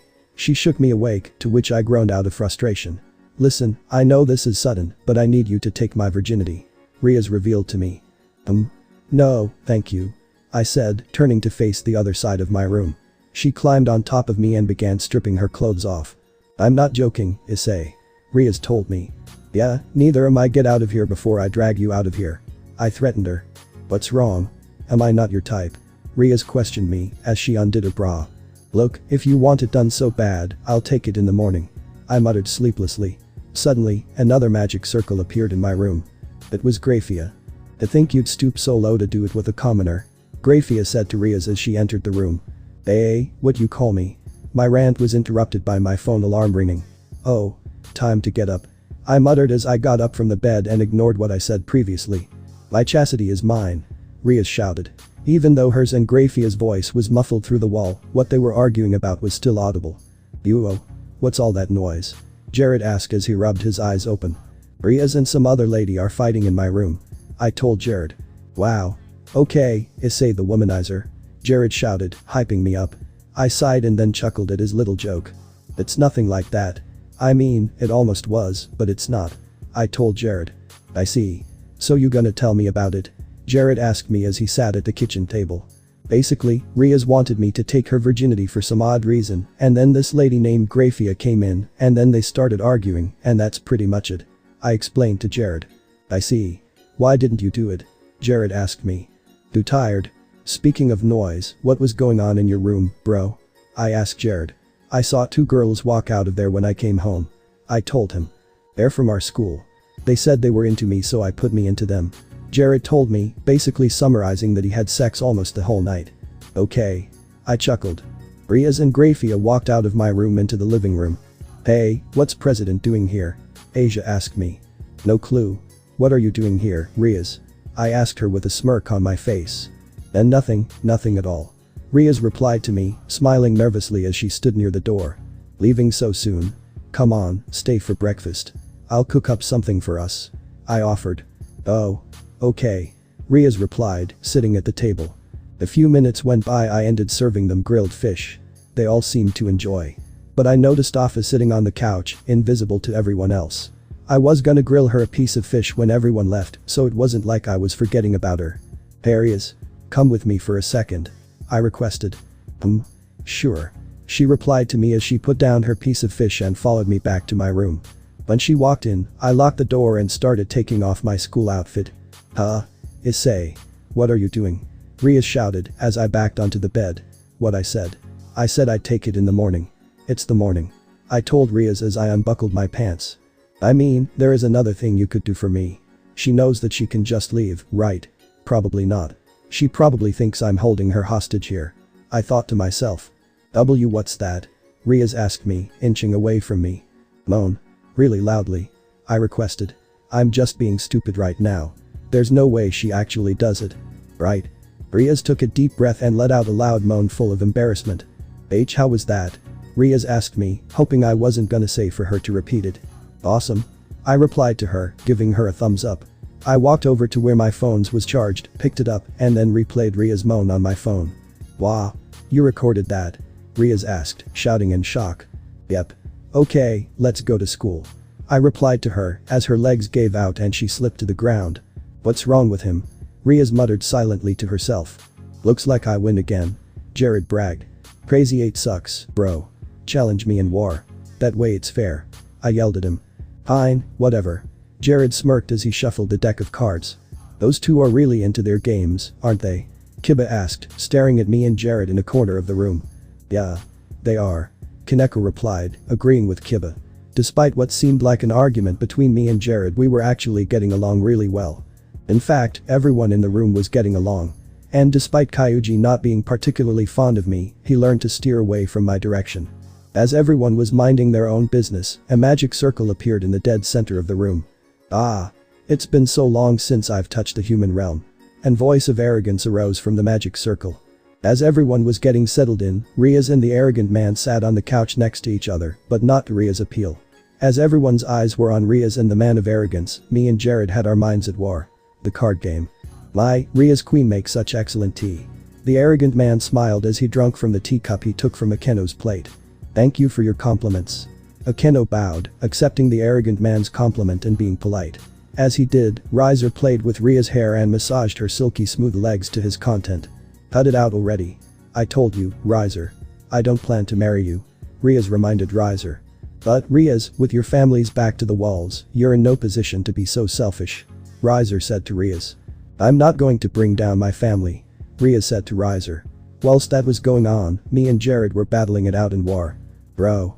Give me that card. It's mine. I told him. No, it isn't. What are you talking about? Jared shouted at me. Everyone knows that the ace is the highest card. I shouted at Jared. No, it's the lowest. Everyone plays by those rules. Jared argued, shouting back at me. Nobody plays by those rules. I shouted back at him. King takes queen, ace takes king, everyone who's ever played war knows that. I told Jared. No, it doesn't. Ace has, and always will be, the lowest card. Jared shouted at me. Highest. Lowest. Highest. Lowest. Me and Jared's arguing got so loud that it caught the attention of everyone in the room. Everyone's facial expression just said, what the fuck is going on? Who are these ignorant commoners? Don't they know that Rizer Phoenix has graced the room? Rizer said, pushing his hair back. Man, if you don't shut the fuck up. I shouted at him. No one knows who you are. You're a nobody. And isn't your surname a type of bird? Jared shouted at him. You're lucky I don't turn you into my next meal. Me and Jared just took turns shouting at him. It's safe to say neither did anyone in the room expect it. Even Grafia was shocked at what she was hearing. Listen, ace is the highest card. Am I wrong? I shouted, asking everyone in the room. After I yelled my question to everyone in the room, I was slapped across the face. Everyone's eyes flinched at the reverb slap sound that echoed across the room. Hey. My voice went down an octave. What's the big idea? I said, backhand slapping him across the face. He stumbled for a little until he eventually got his bearings. Was that all you got? Rizer questioned me. Yo, you hear that, Jared? He asked if that was all my power. How about you try putting your hands on me again and I'll answer that for you? I offered. Rizer smirked and then snapped his fingers. A large magic circle appeared in the middle of the room. When it disappeared, it revealed 15 girls, wearing various different outfits. Meet my peerage, commoner. Rizer shouted, introducing his peerage. This dude got a whole harem of girls for his peerage. Must be nice being rich. You would know, Jared. I commented. Mira. Teach this commoner his place. Rizer demanded, sending one of his 8 pawns at me. Wielding a wooden combat staff, she leaped forward to challenge me. You look like you know some of the arts, now I'm excited. I smiled, stepping forward. She went on the offensive and started spinning her wooden staff around. I stood still and watched her sprint toward. "Your form's weak as hell," I commented as I stepped to the side and put my foot out, waiting for it to trip her, which to everyone's surprise, actually worked. Wait. Did that just work? I asked myself, scratching my head. That was a bit disappointing. As I was beginning to comment about the one-sided battle, Mira picked herself off the ground and swung her legs towards my face. I inched my face back to avoid being hit in the face. "That was close," I commented. As Mira attempted backflip away from me, I grabbed her leg and pulled her toward me. I then hooked her in her face and then returned to a kung fu stance. "She's not waking up anytime soon, I guarantee that," I told Riser. He growled and decided to send someone else to fight. Shulan. Up next was one of Riser's rooks, this one in particular wore a cheongsam, which is a Chinese dress. She, too, got into a kung fu stance, which surprised me. "Oh? You know kung fu. Now I'm really excited," I shouted as I leaped into action. Maybe a bit too fast because that battle only lasted a few seconds. "Oh, damn," I shouted, full of disappointment. "Yo, quit sending your goons to attack me. Why don't you attack me? Or are you too weak?" I taunted him. "Issei. That's not a good idea." Rhea smiled nervously. Riser growled and then summoned a large fireball. "Do not underestimate me." Riser roared in anger as he threw a large fireball towards me. All that rage just for me to catch it. I think this'll work," I said, examining the fireball. "Yo, Jared. Get out the Echidorus," I requested. "Already ahead of ya." Jared smiled, holding a box of uncooked Echidorus. I took one of them and held it near the large fireball. Unfortunately, it would burn up. "Damn," I commented. I then slightly blew on the fireball to cool it down a little. Jared handed me another yakitori and I attempted to cook it with the fireball. This time it was successful. "Has a good color. How this taste, dude?" I asked Jared, handing him the cooked yakitori. "Amazing," he replied, gobbling on the yakitori. "Okay, who wants a yakitori?" I asked. Everyone was very confused as to why I was now handing out food. "Here you go, Riaz. Here you go, Kaneko. Here you go, Akeno." I called out everyone's name as I handed them out. "Kiba, scumbag," I said as I gave Kyuji a yakitori. "Come on. I know you girls are hungry. Here, come take one," I offered. And just like that, I seduced the whole room with Echidorus. Everyone sat in various positions eating the skewers with chicken and scallions. "Here. You can't kick my ass if you're hungry," I offered, holding a yakitori out toward him, to which he responded by aggressively smacking it out of my hand. "You forget that I still have this in my hand, didn't you?" I told him. Boost. At the sound of Drake's voice, the fireball enhanced its size by twofold. "That sound?" Riser asked, full of curiosity. "What? You know me or something?" I replied to Riser with a question. "Boost. Boost. Boost. Boost. Boost. Boost. Boost. Boost." With each boost, the fireball's size grew by 2. "That's enough." Things eventually got to a point where Grafia had to step in. I sighed, went outside and threw the fireball into the sky and watched it blow up. "You like fireworks, Jared?" I asked him. "Hell yeah," he replied to me. "Then go look outside," I told him. Everyone was stunned from the sudden explosion they heard and all had their eyes on me like I was a piece of candy. Or more like a piece of dog shit on the floor that you try to avoid stepping on. If the underworld's strongest queen is going to step in, then even I am a bit scared by the outcome. Riser smiled. "Wait, you're the strongest?" I asked. She's no match for you, Issei, but she is considered the underworld's strongest queen," Riaz explained to me with a little frown on her face. "Yo. Can anybody else do what he just did? Shoot fire out of their hands, or ass, or pussy, I don't know," I requested, causing a few snorts of laughter to be heard from the people in the room. The young blonde with pigtails moved to the center of the room to accept my request. She put her hand out and a little flame was summoned. She maintained its size as she grew it to a size similar to what a king's power. She launched it toward me and I caught it successfully. "Thank you, and your name is?" I bowed, requesting her name. "Ravel Phoenix." Ravel introduced herself to me. "Right. Thank you, Ravel. Wait, you have the same surname as him," I noticed. "He's my older brother," Ravel said to me full of pride. "And why were you hanging out with? Are you in his peerage?" "Ugh. Never mind, anyone want more Echidorus?" I offered. "Riaz, you didn't tell me you had such a powerful servant," Riser said, surprised by my presence and power. "Do you call in a servant, you burnt piece of chicken sack of shy?" "Issei. Relax. And no, he's not with me. This is Issei Haidu. He is the Red Dragon Emperor of this generation. Riaz introduced me. What's up? I asked him with my mouth full of yakitori. You mean to tell me he's human? Riser asked Riaz. Yes. Riaz replied to him. Issei, this is Riser Phoenix of the Phoenix clan. He is also my fiancé. Riaz introduced me. Clan? As in gang. Nah, you my op now. I said, pulling out both of my 9 MMs. Issei. Put them down. Riaz demanded. Wait, you said fiancé, right? I questioned Riaz, to which she confirmed with a nod. If he's your fiancé, then why were you trying to have sex with me? I asked her, to which Riser's eyes grew wide full of shock. Oh. That's why. My bad. I smiled sheepishly. You bastard. Riser roared. He ran up to me and grabbed me by the neck. He picked me up and began squeezing my neck as hard as he could. Riser. Put him down. Wait, Riaz. I got this. I replied to Riaz. I swung my body forward and kicked him in his stomach. Well, it didn't hurt him, it loosened his grip a little. Which was enough for me to turn the tables. I then grabbed him by his arm and slammed him down on his stomach and held his arm behind his back. Arg. You dare do this to me? No matter. Because that is my fiancé. And I will be the one she weds. Riser shouted. I told you, Riser. I'm not marrying you. Riaz shouted at Riser. Serziches had a feeling this would happen, so he has a proposal. Grafia told them. A proposal? Riaz wondered. Lady Riaz, if you still insist on not marrying Lord Riser, you two can settle your differences with a rating game. Rating game, isn't that the game where like two devils compete with their peerages or something? I wondered. Yes, Issei. Akeno replied to me. Why are you engaged to him anyways? I asked Riaz. She had no choice. Riser smiled. What does that mean? I asked him. Due to certain circumstances and the state of the underworld, Riaz and Riser were set up to wed each other from Lady Riaz's birth. Grafia explained to me. Screw that. I muttered.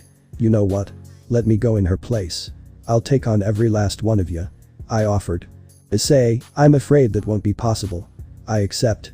Riser accepted, shocking everyone. I'm tired of your tone, boy. I'll enjoy having me and my peerage put you in your place. Riser arrogantly smirked at me. Wait. Issei. You don't have to do this. Riaz told me. Why not? I'm with it. He's with it. His peerage looks like they're with it. Come on, let's do it now. I shouted, getting into a battle stance. Wait. Grafia shouted and then took a deep breath. I'll see to it that Lord Serziches has this battle approved. Grafia told us as she disappeared through a magic circle. Now I'm really excited. I thought to myself as a smile appeared on my face. As I walked home, what happened in the occult research club room kept replaying in my head. I have 10 days to prepare. Then I'll be taken to a battle stadium in the underworld. Or at least that's what Grafia said. I sighed as I arrived back into my unit. Hey Jared. I see you've been well acquainted with Office. I commented as I noticed them sitting at the kitchen table. I am hungry. Office said to me. I know. Are those the only 2 words in your vocabulary? I joked as I warmed up yakitori and served it to her. Where's Asia? I asked Jared. She stayed with the rest of the group. Jared replied to me. Oh. What about you? Why are you here? It's pretty late. And don't have contracts to fulfill or some shit? I asked Jared. I pull my weight so Sona lets me leave early. Jared told me. Oh. I thought you would have slept with everyone in the student council. I told Jared. Almost. Sadly, Sona and Tsubaki are off the list. Jared smiled at me. Oh my gosh, you dog, bro. I laughed, realizing that he wasn't lying about this. Still, I'm worried about you, man. Jared told me. About what? I asked him, curious about me he was worried about. You get no bitches. Jared shouted. To which I forced a smile onto my face. Okay. I said, replying to his joke. But seriously, are you sure you can beat them all? Jared asked me. Of course. What, you don't have confidence in me, bro? I questioned Jared. It's not that at all, bro. It was shocking to see you challenge all of those devils to a fight. Jared told me. Yo, Jared. Lem ask you a question. Is it embarrassing when a devil is beat in a battle by a human? I asked him. From what I've heard, yes, it is. Jared told me, nodding his head. That Rise guy's gonna get humiliated so bad. I chuckled. Rise? Office questioned my words as she ate a yakitori. What's wrong, President? Akeno asked, noticing Riaz zoning out whilst looking out a window. Oh, nothing. Riaz replied to Akeno. President, it's on our minds, too, you know. Kiba told Riaz, to which she sighed. Why would he do that? More importantly, why would my brother permit the battle? Riaz wondered. Issei's mind is on a whole other level of crazy. Kaneko commented. Come on, Kaneko, aren't you worried about him even a little? Akeno questioned Kaneko. He'll be fine. If he can take on all of us, I doubt Riser will be able to hurt him. Kaneko concluded. I suppose you do make a point. Ria said, thinking about Kaneko's words. But of course, I'm worried about him. We all are, aren't we? Kaneko added, with a slight blush to her face. I'm sure Asia'll ask him about it when she gets home. Ria smiled. Nervously. Hey, what brings you by, Kaneko? I asked her, as she stood at my apartment door. I wanted to cook with you. Kaneko told me, holding her apron out toward me. Sure, I guess. What's on the list today? I asked her. Kaneko stuttered, freezing in place. We can cook anything. I reminded her. Steak. Kaneko replied to me. And I thought all you ate was chocolate and stuff. Let's try making a teriyaki steak, shall we? Let's head to the store and grab our ingredients. Yo, Jared. Asia. Hold down the fort while we're gone. I shouted as me and Kaneko left the apartment. Now we're at the store and we're grabbing our ingredients, but as we are, I sense an weird energy from Kaneko. It's like her mind's not on our quest to get ingredients, but it was on something else. We'll need some black pepper, Kaneko, you good? I asked, knocking her on her head. Ow. Yes, I'm fine. She replied with a sour look on her face. Good, now help me look for butter, it's the last thing we need. Actually, we have butter at home. We're done, then. I said, taking her hand and rushing her to the checkout. Once we were finished, I got the honor of carrying the 6 bags with our ingredients. I swear, this is gonna taste so good. I commented full of excitement. Why did you do it? Kaneko asked me out of the blue. I'm sorry. Next time I'll use tissues. I replied to her. What? What? I replied the same word back to her. What are you talking about? Kaneko asked me with a weirded out expression on her face. Nothing. What were you talking about? I replied to Kaneko. I mean, why did you challenge Riser to that ridiculous battle? Kaneko inquired me. That's a tricky question. I don't know. I forgot what was even at stake. I told her, being honest. Ria's marriage arrangement. Kaneko reminded me. Oh, yeah. So if I lose, she has to marry that douchebag of a guy, right? I asked Kaneko. Right. Kaneko answered me. But what happens when I win? I know, I'll cook myself something delicious. I decided, smiling at my decision. Still, hard to believe Ria's of all people is a virgin. I always took her for a slut. Happy to see that I was wrong. I told Kaneko. So what's our plan? Kaneko asked me. Well, first we're gonna take our steaks and we're gonna season both sides of the steak with black pepper.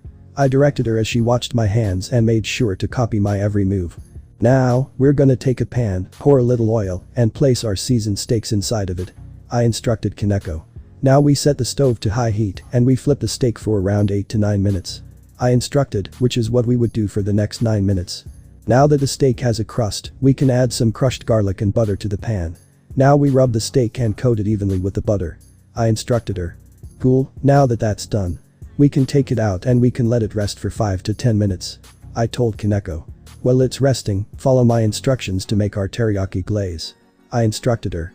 We're going to take 2 tablespoons of soy sauce, 2 tablespoons of mirin, 2 tablespoons of sake, and 1 tablespoon of sugar, and we're gonna put all of these ingredients inside the pan, in which we just cook the ribeye.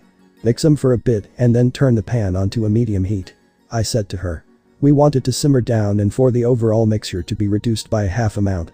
We'll need around 4 minutes for that to happen. I added. Now as you can see, the mixture has thickened and reduced by half. This is what we want. We're almost done. Now we can take the ribeyes and we can slice them into 1.5 inch thick slices. I instructed her. She seems to be getting the hang of slicing meat. I thought to myself. Cool, now we can take our glaze and pour it over the ribeye steak slices. And we're done. I told her. Yo, Jared. Asia. You hungry? I asked them. To which Asia walked into the room rubbing her eyes. I take it she was asleep before I called her. Sorry to wake you, Asia. Here. Food. I offered, placing a plate of teriyaki glazed ribeye in front of her. Where my slices at? Jared requested. Coming up. I replied to him, serving a plate of the glazed ribeye. So good. Asia's eyes lit up as she munched on every last piece of ribeye she was served. Bang. My phone's ringing. I'll be back in a minute. I told everyone as I went to my room to answer my phone. It's from Greg. I noticed, looking at the caller ID. Yo. Greg, what's up? I asked him. Actually, I have some bad news, Issei. We're gonna have to close down our restaurant. Greg told me. What? Why? I asked him. Don't worry, we're not closing permanently. It's just I have some business to attend to. We'll be opening back up in 2 weeks. So I wanted you to come in and get your paycheck. Greg told me. Don't scare me like that, Greg. Alright. I'll be there in a few. I replied to him, hanging up the phone. What was that about? Asia asked me as she watched me put on my shoes. My boss just called, he wants me to come in and pick up my paycheck. I replied to Asia. Oh. You got fired. Sorry to hear that. Asia's expression saddened as she assumed the worst. Relax. Greg just had some things to attend to. He's gonna close the place down for 2 weeks. Until then, I can cook at home with ease. And I don't have to wear that stupid dress. I commented, pointing towards a dress that was hung at the front of the unit. But you look good in it. Jared joked. Then why don't you fuck me in it? I said, adding my own joke to the mix. You're not my type. Jared said, continuing this weird joke spree of ours. You're not mine either. After this last part, we just burst out laughing to Kaneko's and Asia's confusion. It's been 10 days. The battle is today. Time goes fast when you're doing what feels like nothing. But before the battle begins, let's have a quick recap. Kaneko would come over every day requesting that we cook something together. Whenever we finished making said food request, I'd make sure Kaneko would have enough to bring back to the others, since I'm never letting people back in my house after the hard drive incident. I always thought it was weird that Kaneko would be the one to engage in contact with me. I used to think that it was Riaz that would send her over, and after a little bit of fighting, she'd eventually agree to come over to my place to learn. The even weirder was when she started coming over, she'd have this neutral look on her face. Without even saying anything, I could tell she wasn't here for me. She was here for my cooking lessons that Riaz probably demanded she attend. But then she started coming over more often, and that look started to brighten up. She was suddenly excited to be around me. Around 2 days before today, she started to smile at me, and whenever we finished cooking something in the kitchen to completion, she'd shout we did it, whilst wrapping her arm around mine, looking up toward me and smiling at me. It was sweet. If I had to guess, Kaneko initially wanted cooking lessons, so Riaz recommended me. Hesitant at first, she came around to eventually enjoying the lessons I gave her, since they were hands-on, and I was straight to the point with everything I say. I'm guessing she started using it as an opportunity to get somewhat closer to me, and now she completely enjoys me company and has a huge crush on me. Yeah. Right.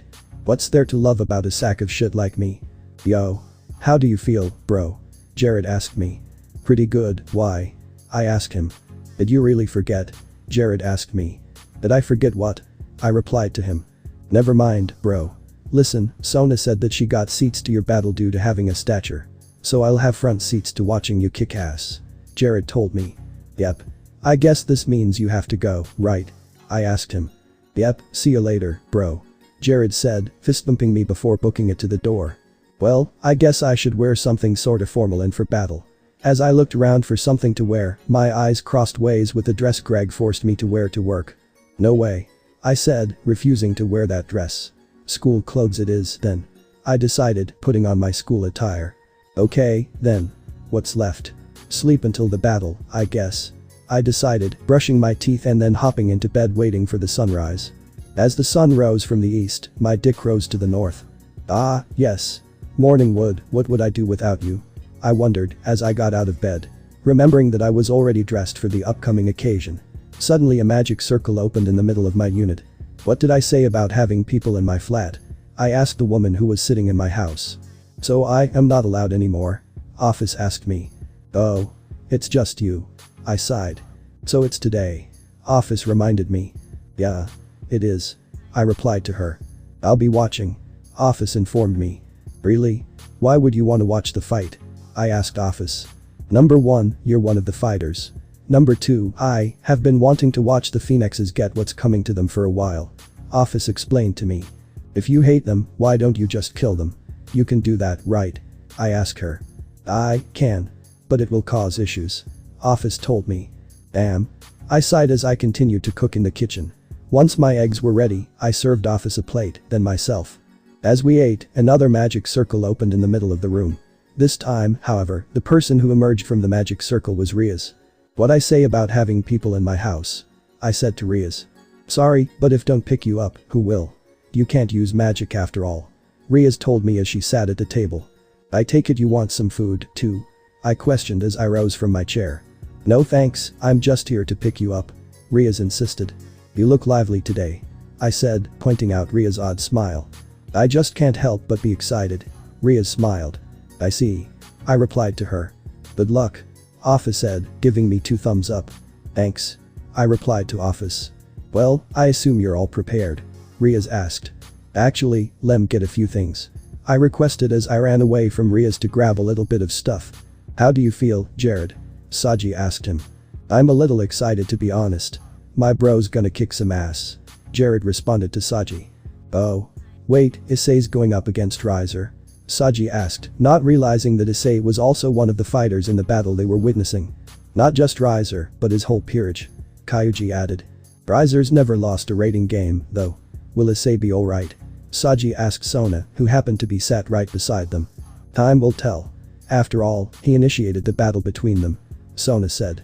Yep, I can confirm that. Jared added to the conversation. Hey Sona. Riaz greeted Sona as she had just arrived with the members of her own respective peerage. There he is. Sona greeted her back as she watched Riaz take a seat next to her. So, it's all down to Issei, huh? Sona brought up. Yep. Riaz replied to Sona. You nervous? Sona asked Riaz. A little. Riaz replied, showing a little bit of her nervousness. Have confidence in him, I'm sure he'll prevail. Sona assured Riaz. Yeah. I'm sure he will. Riaz sniffled, holding up a smile.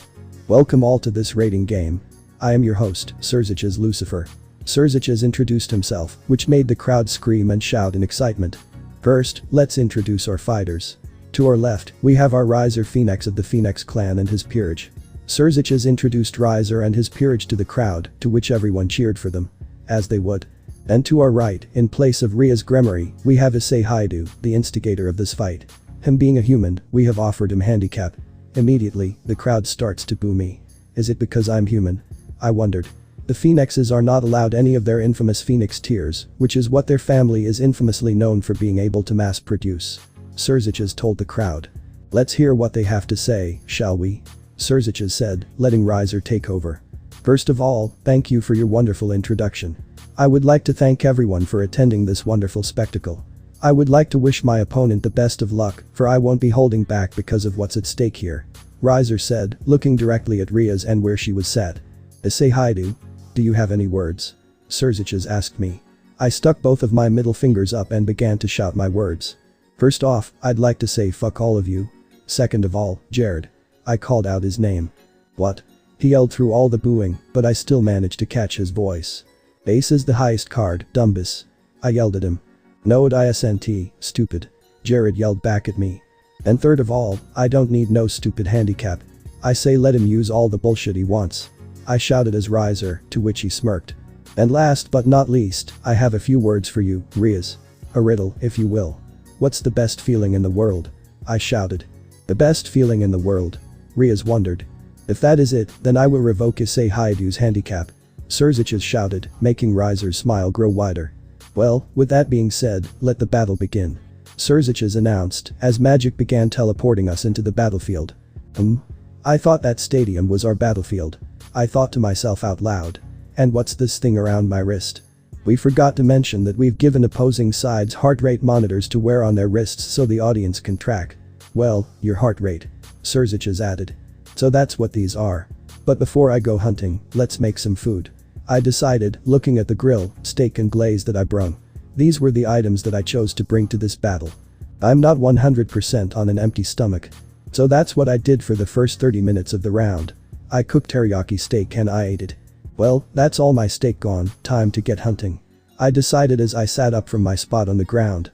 After walking around for a little bit, I did a little bit of thinking and decided that some things didn't make sense. Why would Serzich's title this as a rating game? That's supposed to involve 2 opposing king devils and their peerages. Yet, I have no peerage and I'm a human. I thought to myself out loud. What the fuck is that? I questioned my eyes as I watched a bat with sharp fangs dash its way over to me. I immediately got to booking it away from the bat, but it was fast. Way faster than I could ever be. The bat was superhuman. No matter how fast I ran, it was gonna catch up to me. And with that thing's speed, I stood no chance in outrunning it. So I turned around and tried to backhand slap it, but it dodged it and immediately sunk its fangs into my neck. I screamed in pain as it sucked on me hard. What the fuck? My adrenaline was pumping, and when I finally managed to get its fangs out of my neck, my vision started to get blurry and I started to feel nauseated. "The fuck?" I muttered. I then started to cough. But after a few coughs, that's when I noticed I was coughing out blood. Vampire bats normally don't attack. That's if you're a devil and you don't provoke them. Serziches announced to everyone. I can hear the smile on his stupid face. I thought to myself as I laid on the ground to suffer a little. Don't those bats mean instant death to humans? Yeah, I think they do. It started to circulate in the crowd, the idea of me dying. Honestly, that idea sounded good to me. Issei. He's gonna die. He has to forfeit. Riaz shouted to Sona, worried for my very being. Have faith in him, Riaz. Sona replied to Riaz in a calm tone of voice. Riaz took a few deep breaths before sitting back down in her seat. Now? Rizer quietly demanded. Holy shit, this is horrible. Keep it going. I smiled to myself. You know that feeling where you bite your tongue? Yeah. Imagine that but 10 times worse. Wait, I can't die yet. I have to free Riaz from her arranged marriage. I thought to myself weakly. I tried to raise myself from the ground, and while I was successful, I did throw up a little bit of blood as a result of trying to stand up. Sorry to poop on your party, but we're here to knock you out. 2 green-haired twins wielding chainsaws ran up to me. Who are you two? I weakly asked them. Not that it matters, we're Isle and Nell. They replied to me in unison. I stood up to them and allowed them to wave their chainsaws around. They tried piercing my stomach with their chainsaws, but found it ineffective. Huh? They uttered in confusion as they tried pushing the chainsaws harder. I grabbed their chainsaws by their blades, completely stopping its motions. My turn. I muttered coldly as I yanked the chainsaws out of their hands and revved them up. Screams were heard from the distance as Rizer raised his eyebrow in confusion. That confusion soon go away as he heard from the intercom. Isle. Pawn. Eliminated. Nell. Pawn. Eliminated. With blood on my face, I began limping over the middle of the battlefield. Hello? I shouted, causing me to cough up blood. We'll give you some fun. 2 voices spoke in unison as they appeared right before me. Or twins. I sighed out of frustration. I put my guard up for tricks that they were trying to pull. Turns out these 2 specialize in hand-to-hand combat. That works better for me. I uttered, coughing blood with every step I took toward the twins. I'm like a zombie, and you still aren't attacking me? Fine, I'll do it. I said, rushing them with my hands up. As they took turns jabbing at my stomach, I fell to the ground, feeling like my life was over. Do you give up? They asked me in unison. Give up? I muttered. They decided to continue jabbing at me, but then I had enough. I grabbed their heads and bashed them against each other, instantly knocking them out. Nai. Pawn. Eliminated. Lee. Pawn. Eliminated. Grafia announced on the intercom. I guess I don't need them to tell me their names if Grafia is gonna do it the moment I knock them out. I sighed. As I continued limping around the battlefield, I noticed nobody else coming after me. After what felt like forever, I decided to sit down on the ground and relax. What is happening to me? I wondered as I sat down on the ground. My breathing, I can't control it. I thought to myself. Suddenly, the rest of Rizer's pawns appeared before me. When does it end? I wondered as they started taking steps closer toward me.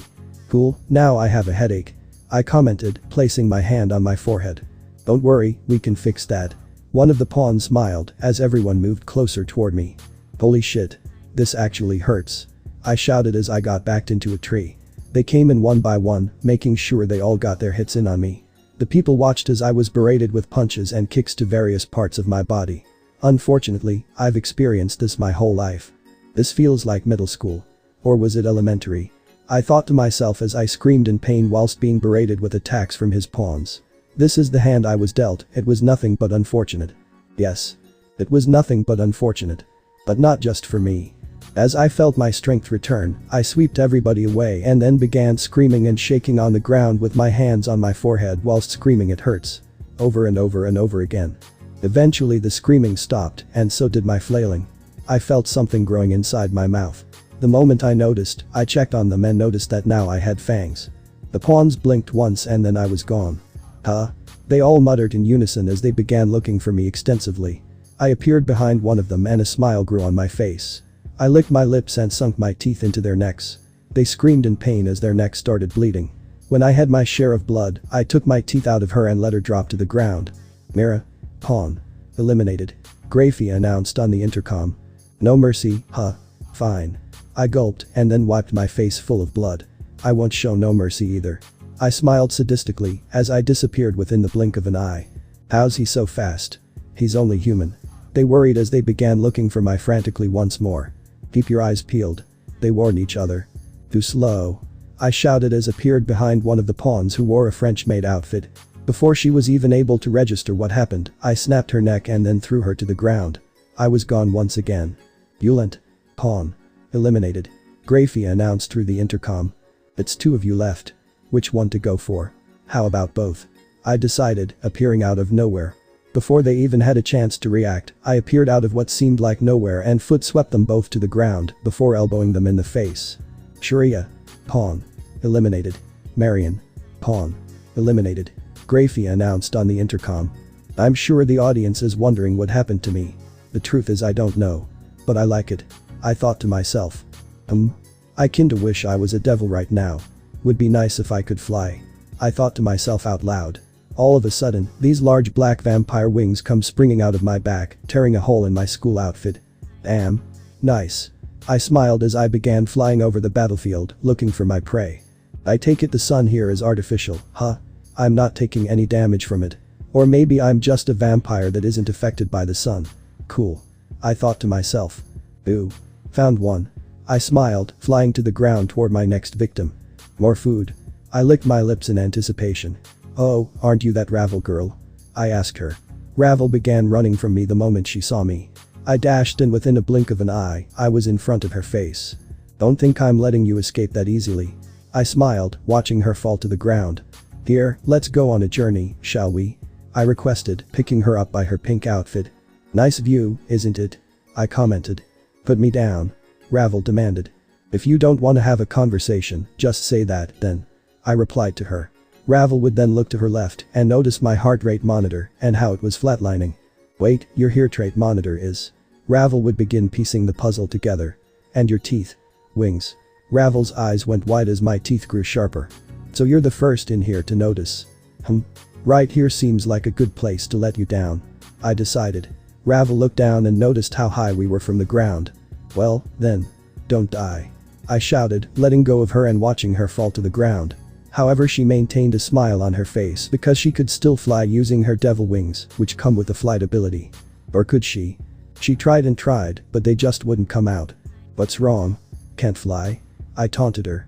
It finally settled into her what I did. He took my flying. Ravel muttered softly to herself. No way. Ravel muttered as she fell to the ground. Ravel. The queen suddenly came out of nowhere, swooping in to save her from hitting the ground. Ubaluna.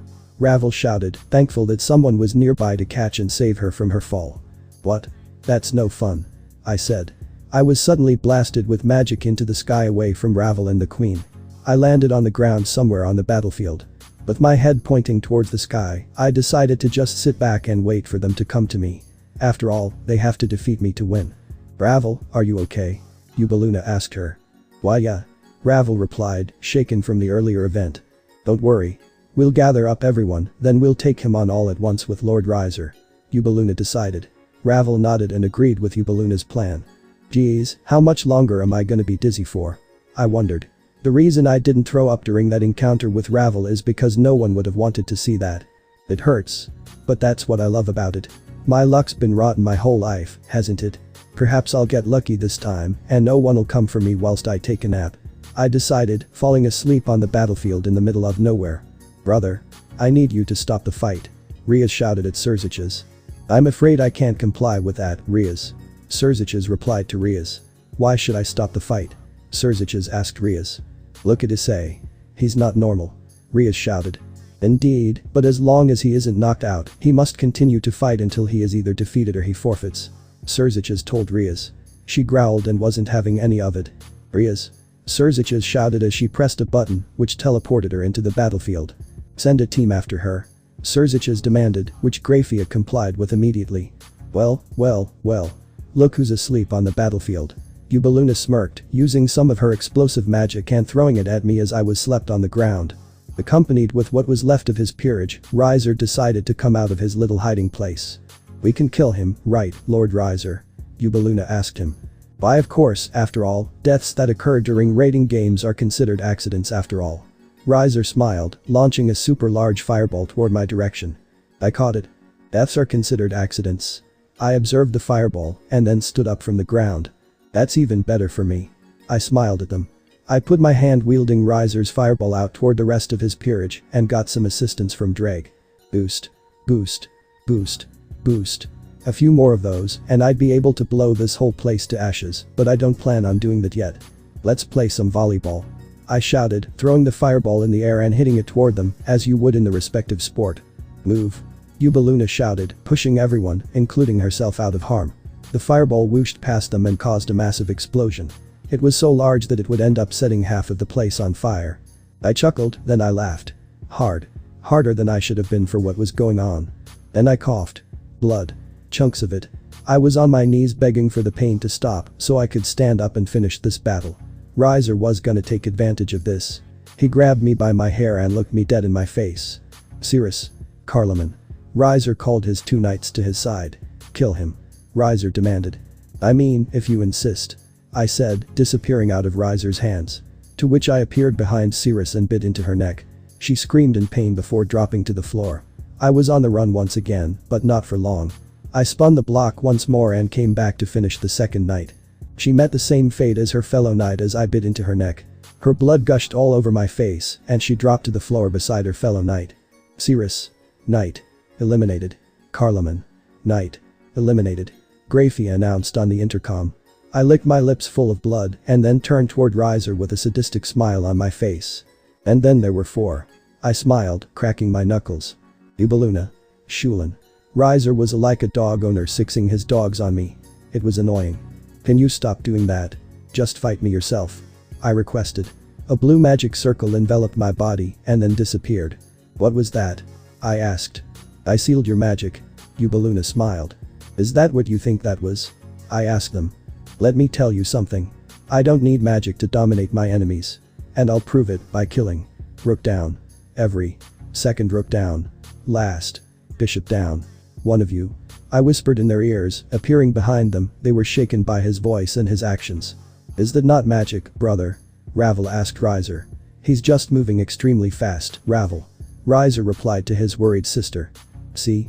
No magic. I told them, holding my hands in the air. Shulin. Rook. Eliminated. Isabella. Rook. Eliminated. Mihi. Bishop. Eliminated. Grafia announced on the intercom. Now then, it's about time I end this little charade of yours and set Riaz free. I told them. Eubeluna, you sealed him, right? Riser asked, questioning his queen's actions. I'm sure I did. Eubeluna replied to Riser. I heard that you've never lost a battle, right? I asked them. Well, first time for everything. I smiled, to which Riser raged and began to attack me full on. Fireball after fireball, he kept on throwing them and I kept on dodging them until we were within close combat. With every punch and kick he threw, I would swerve my body left or right, depending on where he was aiming. You know, if this is all high class has to offer, I feel sorry for the future generation of devils. Y'all aren't gonna survive. At this point it's just natural selection. Shut your mouth. He said, continuing to throw punches toward me. Okay, I think I've had enough. I said, catching both of his hands as he went in for more attacks. What is your strength? I uppercutted him and sent him into the air. I began taking flight as well. Fiery wings. That's unique, I guess. I commented, noticing his wings. I swooped in, grabbed him by his head, and took to the ground. I dragged his face into the ground before backing up a little, waiting for him to get up. When he got up, I smiled. I swooped down and delivered another uppercut to his chin, sending him into the sky again. This time it was different. Where are my wings? Riser shouted as he began falling to the ground. His body took a ton of damage due to the fall, but because of his family's ability, he was able to heal up really quickly. You can regenerate. That's so awesome. Cause now, I can beat your ass even more. I shouted as I began circling around him. Ugh. I suddenly began coughing blood once again. I backflipped away from them to get some space. Now. Riser demanded. It was at that point where Eubeluna set off thousands of traps that they had planted on the battlefield. That's it. That's my bomb queen. Riser smiled, to which Eubeluna blushed from Riser's praise. Is he out? No. But you are. They heard a sudden whisper in their ears, which scared the shit out of them. All of a sudden, Eubeluna fell to the ground. Eubeluna. Queen. Eliminated. Grafia announced on the intercom, shocking both Riser and Ravel. What's wrong? Show me that same confidence you had when you blew me up. Go on. Show it to me. I shouted, my voice reverbed throughout the whole battlefield. Impossible. Riser shouted. I dashed towards Riser to give him a quick kick in the nuggets, then backed off. He shouted in pain as he held onto his testicles. I walked menacingly toward him and my eyes started to contain a red glow. I aimed my hand out toward him and smiled with my fangs showing. Soul Stealer. I whispered loudly. Suddenly, Riser began losing his breath. Wait. Riser shouted. Riser stuttered as he felt his soul literally leaving his body. I resign. Riser uttered, trying to breathe as he grabbed the air, trying to take his soul back. We forfeit already, so let my brother go. Ravel shouting, begging me to free Riser from my clutches. Issei. Rhea screamed my name as she grabbed me from behind. My eyes went wide. It's over now. Rhea's told me, trying to calm me down. Riser. King. Resign. Winner. Issei Haidu. Grafia announced on the intercom. See? It's over. You've won. Rhea's told me, hugging me tighter from behind. The battlefield soon disappeared and we would return back to the regular orange-sanded stadium. My fangs disappeared and my eyes returned to their normal color. But I felt tired as fuck. I fainted to the ground with blood beginning to leak out of my nose and mouth. I began coughing vigorously. As blood began covering my eyes, I sighed and just looked at the sky. This is pain. I smiled. Issei. I hear a voice calling out to me. It's Rhea's. Why is she crying? It's probably because of the way I look right now. She can't bear to look at me and that's why she's crying. I thought to myself. Wait, she's smiling. Why? I wondered to myself. I'm resting on something. It's not the ground because I'm familiar with what that feels like. What am I resting on? I asked Rhea's, sounding weak. My thighs. Rhea smiled. Oh. I see. I replied. Did I win? I asked Rhea's. Yes, you did. Rhea's answered as tears filled her eyes again. Rhea's. Get away from him. Serziches shouted as we was suddenly surrounded by devil soldiers. I rose from her thighs, stood up and kept Rhea's behind me. First of all, congratulations on your win, Issei. But unfortunately, you're gonna have to come with us. Serziches demanded as he ordered the devil soldiers to close the distance between us. After him. Serziches demanded. I put Rhea's back with the others and then flew off. Issei. Rhea shouted as I flew off and she watched hundreds of devil soldiers fly after me. We need you to come with us for immediate testing. One of the devil soldiers demanded. Testing? Hell no.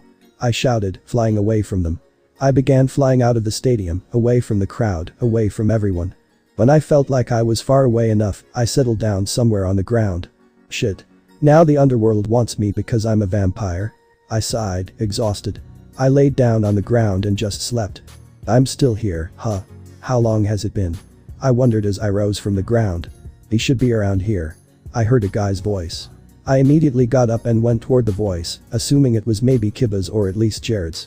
When I discovered it was devil soldiers, my eyes widened and I hid in the grass.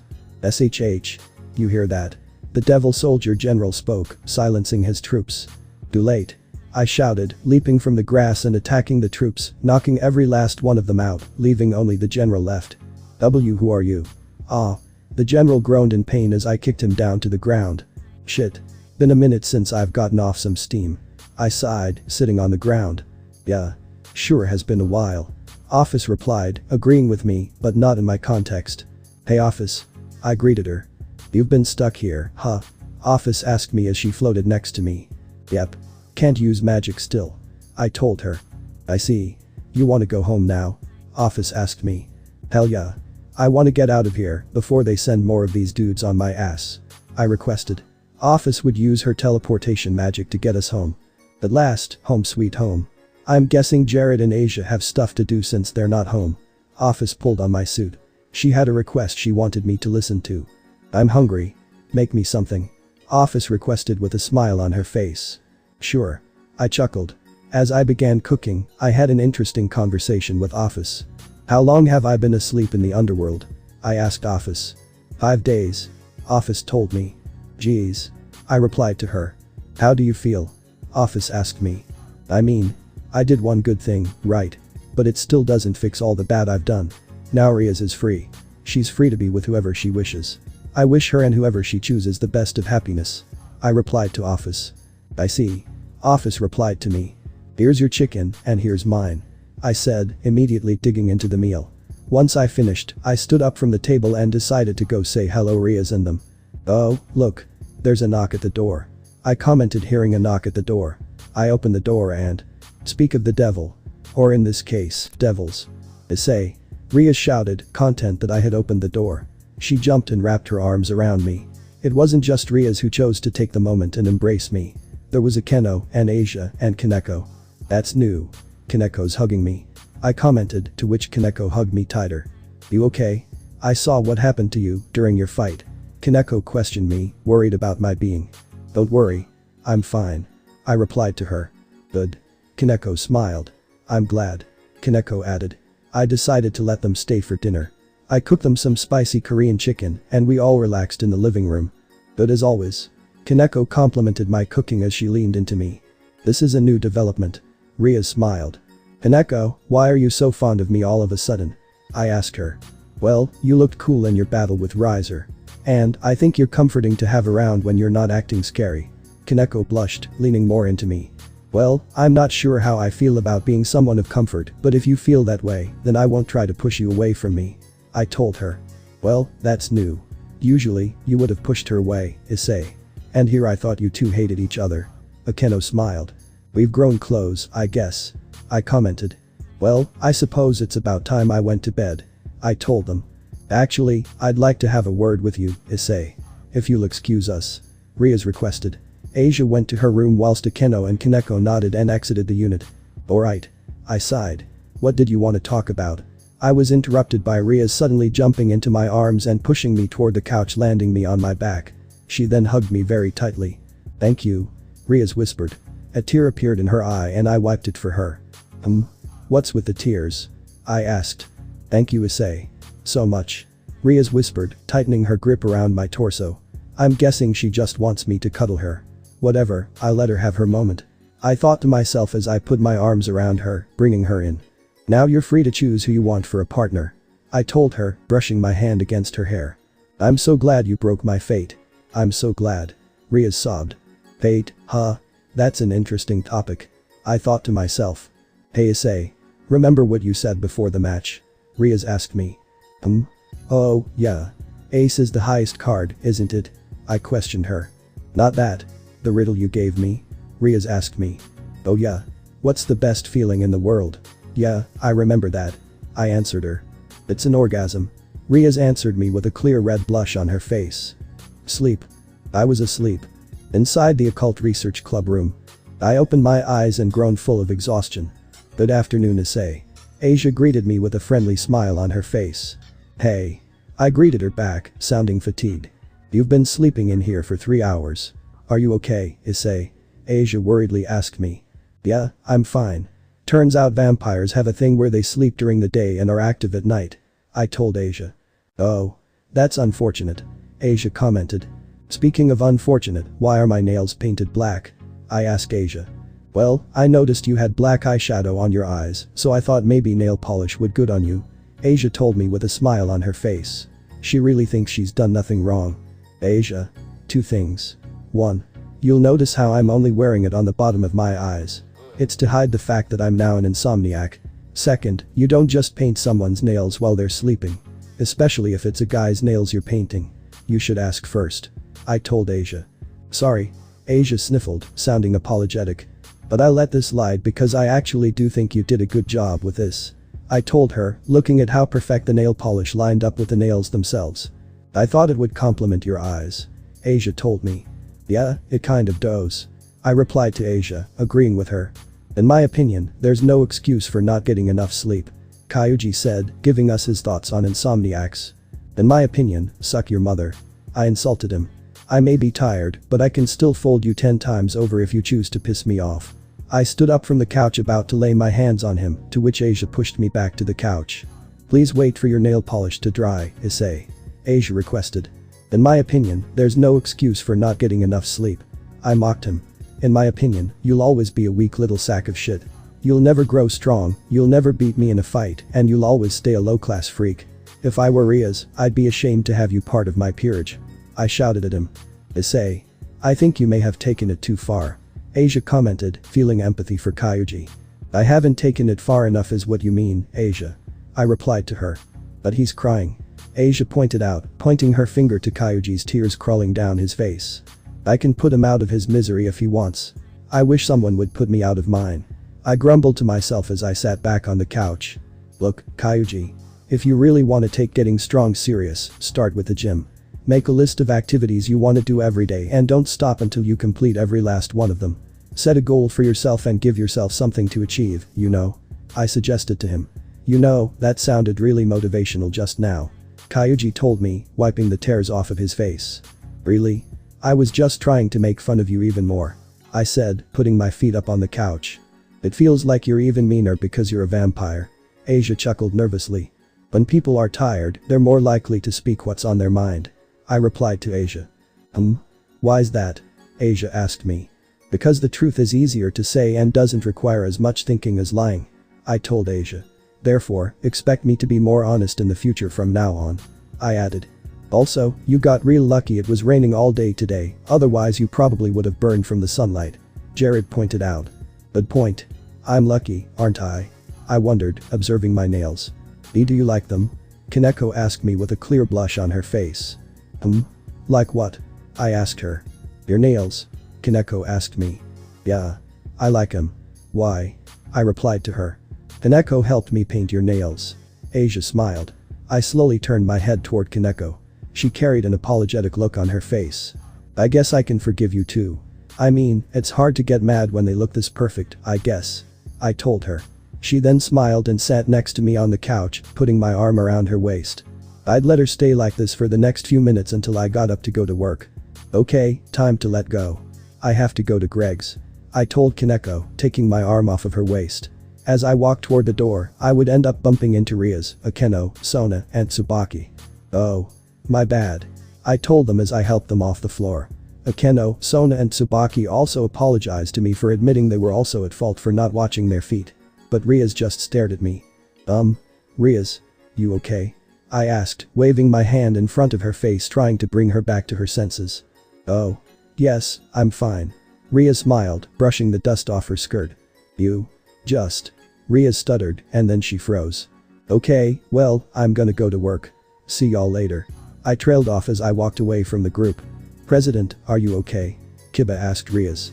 Did something happen between you and Issei? Kaneko asked Rias. Well. Rias stuttered nervously before turning toward Akeno, who was smiling at Rias' nervousness. It's okay if you don't want to tell them, President. Akeno assured Rias. Kiba, Kaneko, Kyuji, clear the room, please. Rias requested. To which they bowed and exited the room on her command. So, what happened? Sona asked Rias. Well, something happened last night with us and Issei. Rias said, suggesting that something took place. Last night? Hey Issei. Remember what you said before the match? Rias asked Issei. Oh, yeah. Ace is the highest card, isn't it? Issei questioned her. Not that. The riddle you gave me? Rias asked Issei. Oh yeah. What's the best feeling in the world? Yeah, I remember that. Issei answered her. It's an orgasm. Rias answered Issei with a clear red blush on her face. Hey, nice. You got it right. Issei replied to her with a smile on his face. That's it? Rias asked Issei. What do you mean? Issei replied full of confusion. There was no meaning behind that riddle at all. Rias stood up full of frustration. Nope. Anyways, want me to cook something for us? Issei asked Rias. Present. Then what happened? Sona asked Rias. He was cooking some steak in his kitchen, and then I just ran up to him. And then I kissed him. Rias blushed as the memory flooded back into her mind. On his cheek. On his lips. Rias corrected Sona's assumption. Sona and Tsubaki's eyes widened a little. Last night. Still, what happened at the beginning was totally unexpected, huh? Who would have thought I'd turn into a vampire, huh?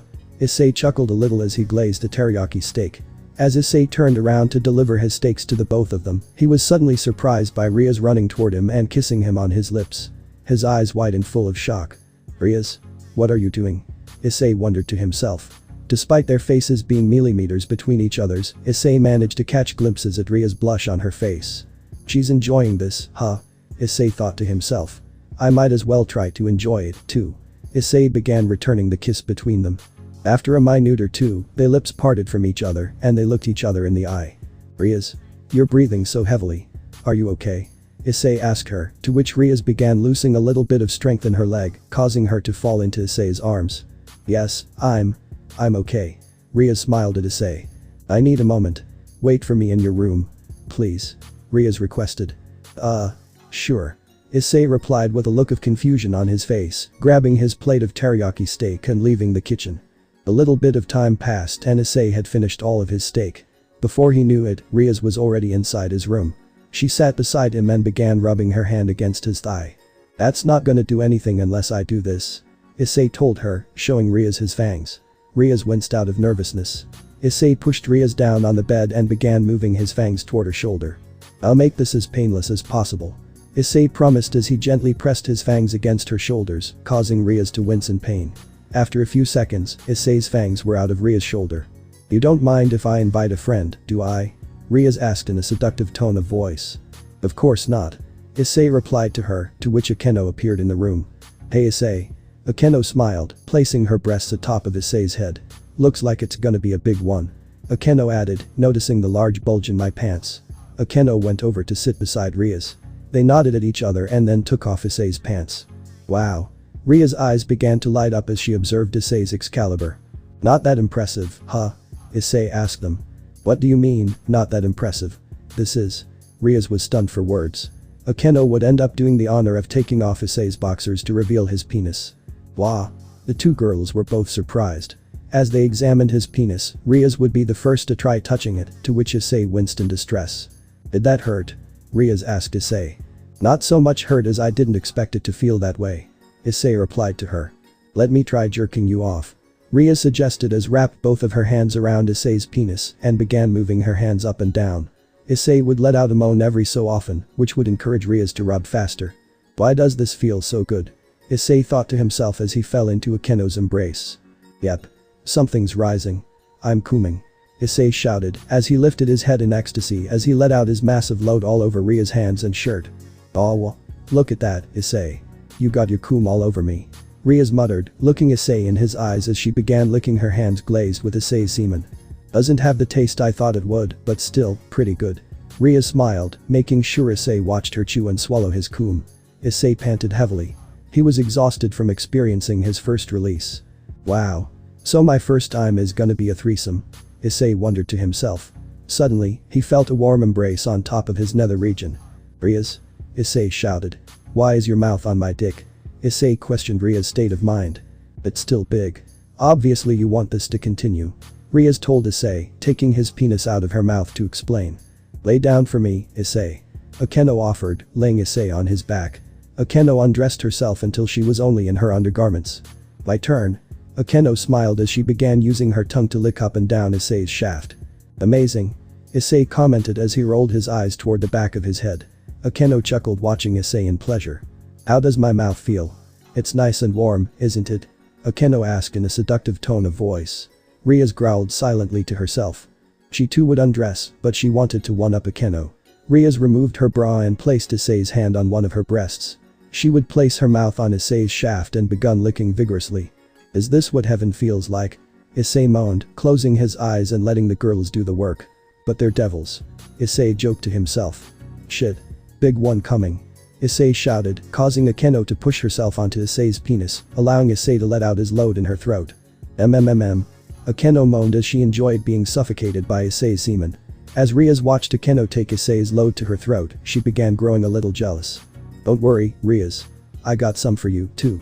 Issei shouted, pulling his penis out of Akeno's mouth and shoving it into Riaz, causing her to gag. Would he just suddenly shove it in? Riaz wondered to herself as she attempted to push Issei's legs off of her. I'm not letting go until I finish. Issei moaned as Riaz gagged and begged for air, causing snot to be shot out of her nose and onto Issei's stomach. Ah. That felt amazing. Issei said as he took Riaz's head off of his penis and pushed himself back onto his back. Riaz gasped for air when she was free from Issei's grasp. After she finished gathering her air back, she began to scold Issei. What was that for? Riaz shouted. You had a lonely look on your face, I felt bad. Issei told Riaz. Lonely? Lonely? Riaz shouted. Suddenly, Issei pushed Riaz on her back and began kissing her. After a few seconds, he began fondling her breasts. Present. Did you end up going all the way? Sona asked Riaz. Riaz looked toward Akeno and then towards her stomach. She placed her hand on her stomach and let the event of last night settle in. Wow. Riaz realized. I guess we did. And you didn't use protection? Sona asked Riaz. We were so in the moment that we weren't thinking to use protection. Besides, the chances of a human impregnating a devil are super low. Riaz told Sona. But Issei is not human. Not anymore. Sona informed Riaz before walking out the door with Tsubaki following behind her. President, are you okay? Kaneko asked Riaz, walking through the door with Kiba and Kyuji. Oh. You all were listening, huh? Riaz realized, scratching the back of her head in embarrassment. I gonna ask you the same question Issei probably asked you. Would you do it with him of all people? Kyuji asked Riaz. I. Riaz stuttered, failing to answer Kyuji's question. Instead, Kaneko responded by uppercutting Kyuji in his jaw. Shut up and have faith in who President selects as her future husband. Kaneko demanded as she stared down Kyuji's knocked out body. What happened last night is beyond me. Why they did it and why they chose to do it with me was also beyond me. Yet, I still can't get it out of my head. Last night. Issei. Riaz called out my name seductively as she placed herself next to Akeno on the bed. Who's first? Akeno called out my name after Riaz. It's almost as if the two were in sync when it came to what they were saying. Wait, I still don't understand. You wanted me to beat Riser. As an excuse to have me. Yep. Riaz answered my claims. To tell you the truth, I've been interested in you for quite a while, Issei. Riaz told me. But why? There's nothing interesting about me. I insisted, being slapped in the face a second later. I'm tired of you saying that about yourself. Issei. You're not a bad person. You keep on putting yourself down, even though you're this super talented guy. It hurts, you know. It hurts me to see such a talented man put himself down. Riaz sniffled.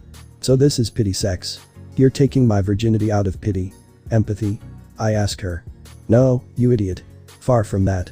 Riaz told me as her body started to tremble. Then what is it? Why do you all insist on spending your precious time with me? I asked them. It's none of your business. Riaz blushed, looking away from my direction. Okay, that's it. I've had enough. I muttered before my mind completely went blank. Present. When I woke up, my semen was inside both of them, so it's clear that something happened. But what I'm more worried about is my future child support. From what Jared told me, I should avoid getting into that scenario. Whatever. Not something to think about now. Next. I shouted, throwing a customer's plate of food to them. Hey Issei. Great work you're doing. Can you come with me for a second, though? I have a subject I need to discuss with you. Greg requested. Oh? Sure. I hope he's not asking about my eyeshadow. I thought to myself as I followed Greg to the back. What's up, Greg? As I was asking about Greg's sudden summoning, Greg threw a kick toward my face, a kick which I wouldn't dodge. My head hit the wall first, and Greg grabbed my neck and brought my face up to his. What's this? I asked him. You're not fighting back. During your fight, you were so aggressive. Greg told me. Wait. What fight? I asked him, full of uncertainty and nervousness. I was there when it happened. When you took on Riser and his entire peerage and beat them to a pulp, or should I say, bit. Greg said, with an unnerving smile on his face. How do you know about this? I asked him. I was invited by Serzich's Lucifer himself. Greg told me. Don't tell me you haven't noticed. Greg guessed. It's always been in the back of my head. I never really thought about it much. Just thought it was a coincidence. I replied to Greg. The hair color, the eye color, and my name. Greg told me. My name is short for Gremory. You know, Gregory Gremory. Pretty clever name, huh? Greg asked me. I sighed as I waited to see what was gonna happen to me now. Greg knows who and what I am. Surely he's gonna fire me now, right? So you gonna fire me? I asked him with a deadpan facial expression. What? No. Of course not. I just wanted to see if you were the real deal. But you didn't fight back. A little bit disappointing, but whatever. Greg shrugged his shoulders. What I really wanted to tell you was the truth. Greg revealed to me. The truth? I questioned him about the truth. Yes, the truth is, Serzich has planted me and Craig to spy on you. Greg told me. My eyes didn't really widen. It was just a wow moment for me. Honestly, I had a feeling, but I didn't want to act on that since you never really gave me a reason to. I replied to Greg. But you did genuinely surprise me with your cooking talent. And I'm not lying when I say I do genuinely run this place like my very own. Because it is. And I do genuinely appreciate your work.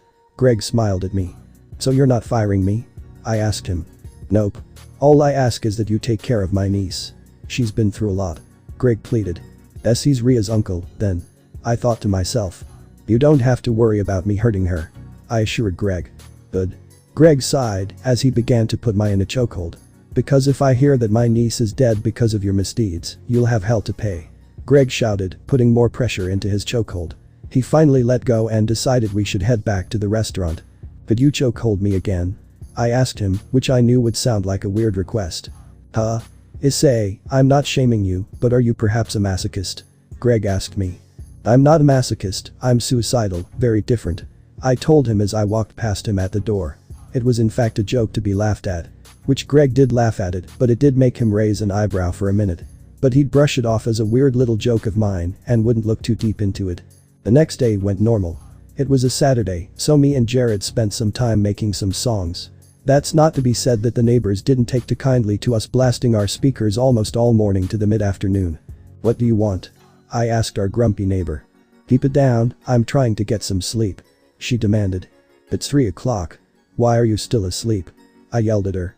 Mind your own business, she yelled. Right back at ya, bitch. I shouted at her, blowing smoke in her face before shutting the door. I'm reporting you to the landlord, she shouted before. Damn. I cannot believe you just talked to that blonde bitch like that, Jared cackled. That lady does not work. Go and get a fucking job, I shouted, cackling with Jared. Our cackling was interrupted by a knock at the door. Did that bitch come back? Jared questioned as he banged his fist against the couch full of laughter. I opened the door to discover it was Kaneko. Is it her? Jared yelled from the living room. Nope. Just Kaneko. What brings you to the ghetto? I asked Kaneko. I wanted to know if you know anything about baking. Kaneko blushed as she told me her request. Yeah, I guess. I replied to her with a semi-skeptical look on my face. Could you teach me? Haidu. 10 days to get off my premises before I take your ass to court. The landlord shouted, silencing me, Jared and Kaneko, slapping an eviction notice to my face before stomping down the complex. I took the eviction notice off my face. It read, "Get your ass off my property." In all caps. I sighed as I observed every tiny letter under the large capital letters. Issei, are you okay? Kaneko asked me, noticing the hopeless look on my face. Hey, bro. I noticed a lot of yelling. You good? Jared said as he walked toward the door. He looked at the eviction notice in my hand. Oh. Shit. Damn. Jared shouted, realizing that it was an eviction notice. This is my fault. I let myself get too comfortable here. I sighed as I walked back into the kitchen. Kaneko. You should go. I'll come by with some ingredients sometime and we'll make some cupcakes. I told her with a quiet sniffle in between my words. Okay. I put on a fake smile for her. Yo, bro. You know if you need any help, I'm your man, right? Jared assured me. Thanks. I replied, fist bumping him. But you should go, too. I'm sure Sona needs help. Plus you'll be better off there for now than with me. I'll call you when I'm set up again. I told him. You got it. Let's give him his space then, Kaneko.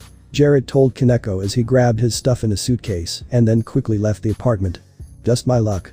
I can't have anything, can I? I shouted as I banged my fist against the table. Are you okay? Office asked me. Does this look okay to you? Matter of fact, where the fuck have you been, Office? I shouted at her. Where do you go that requires you to be away from me? Do you have a job? Or perhaps a secret prostitute? Do you run a secret cult or something? Which one is it? I shouted at her, not giving her a chance to speak. My eviction wasn't her fault, but I just didn't want to blame only myself. Office stayed silent, not speaking a word. I know what it is. You don't care about me. You never did. Just leave, Office. Leave and don't ever come back. I don't ever want to see you again. Get the fuck out of my face. I shouted at her. She kept her deadpan expression as she disappeared from my presence. I immediately regretted my decision to tell her off. No. Wait. I'm sorry. I sniffled. Kaneko. You're back unusually early. Did you have a good time with Issei? Akeno asked, noticing Kaneko's early presence in the room. About Issei. Kaneko stuttered. Did something happen? Riaz asked, starting to gather everyone's attention. Is it better if I tell them? Jared asked Kaneko. To which she nodded subtly. Basically, it went like this. Issei and I were jamming out to some tunes we were making. But it turns out we were being a little too loud. So we summoned this blonde bitch who complained about how she couldn't sleep because we were playing our music too loud. Like, who sleeps at 3 p.m? A homeless bum. That's what. Get to the point, Jared. Sona demanded. Right. Basically, long story turned short, Issei got evicted. Jared informed everyone. Oh no. Is he gonna be okay? Riaz asked Jared, speaking very fast. They'll pull through. He always did back then. Jared told her. What do you mean, back then? Riaz asked Jared. Woo. You think he's struggling now, you should have seen him back then. Jared began. From what he told me, and he hasn't told me much, he had to learn to shoot a gun when he was 4.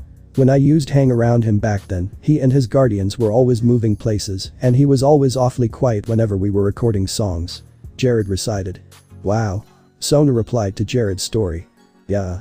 He used to be really quiet back then. He seemingly just learned to distance himself from people. But he eventually started talking to me, and here we are now. Jared smiled, ending his little story about Issei. The point of that story was we shouldn't worry about Issei.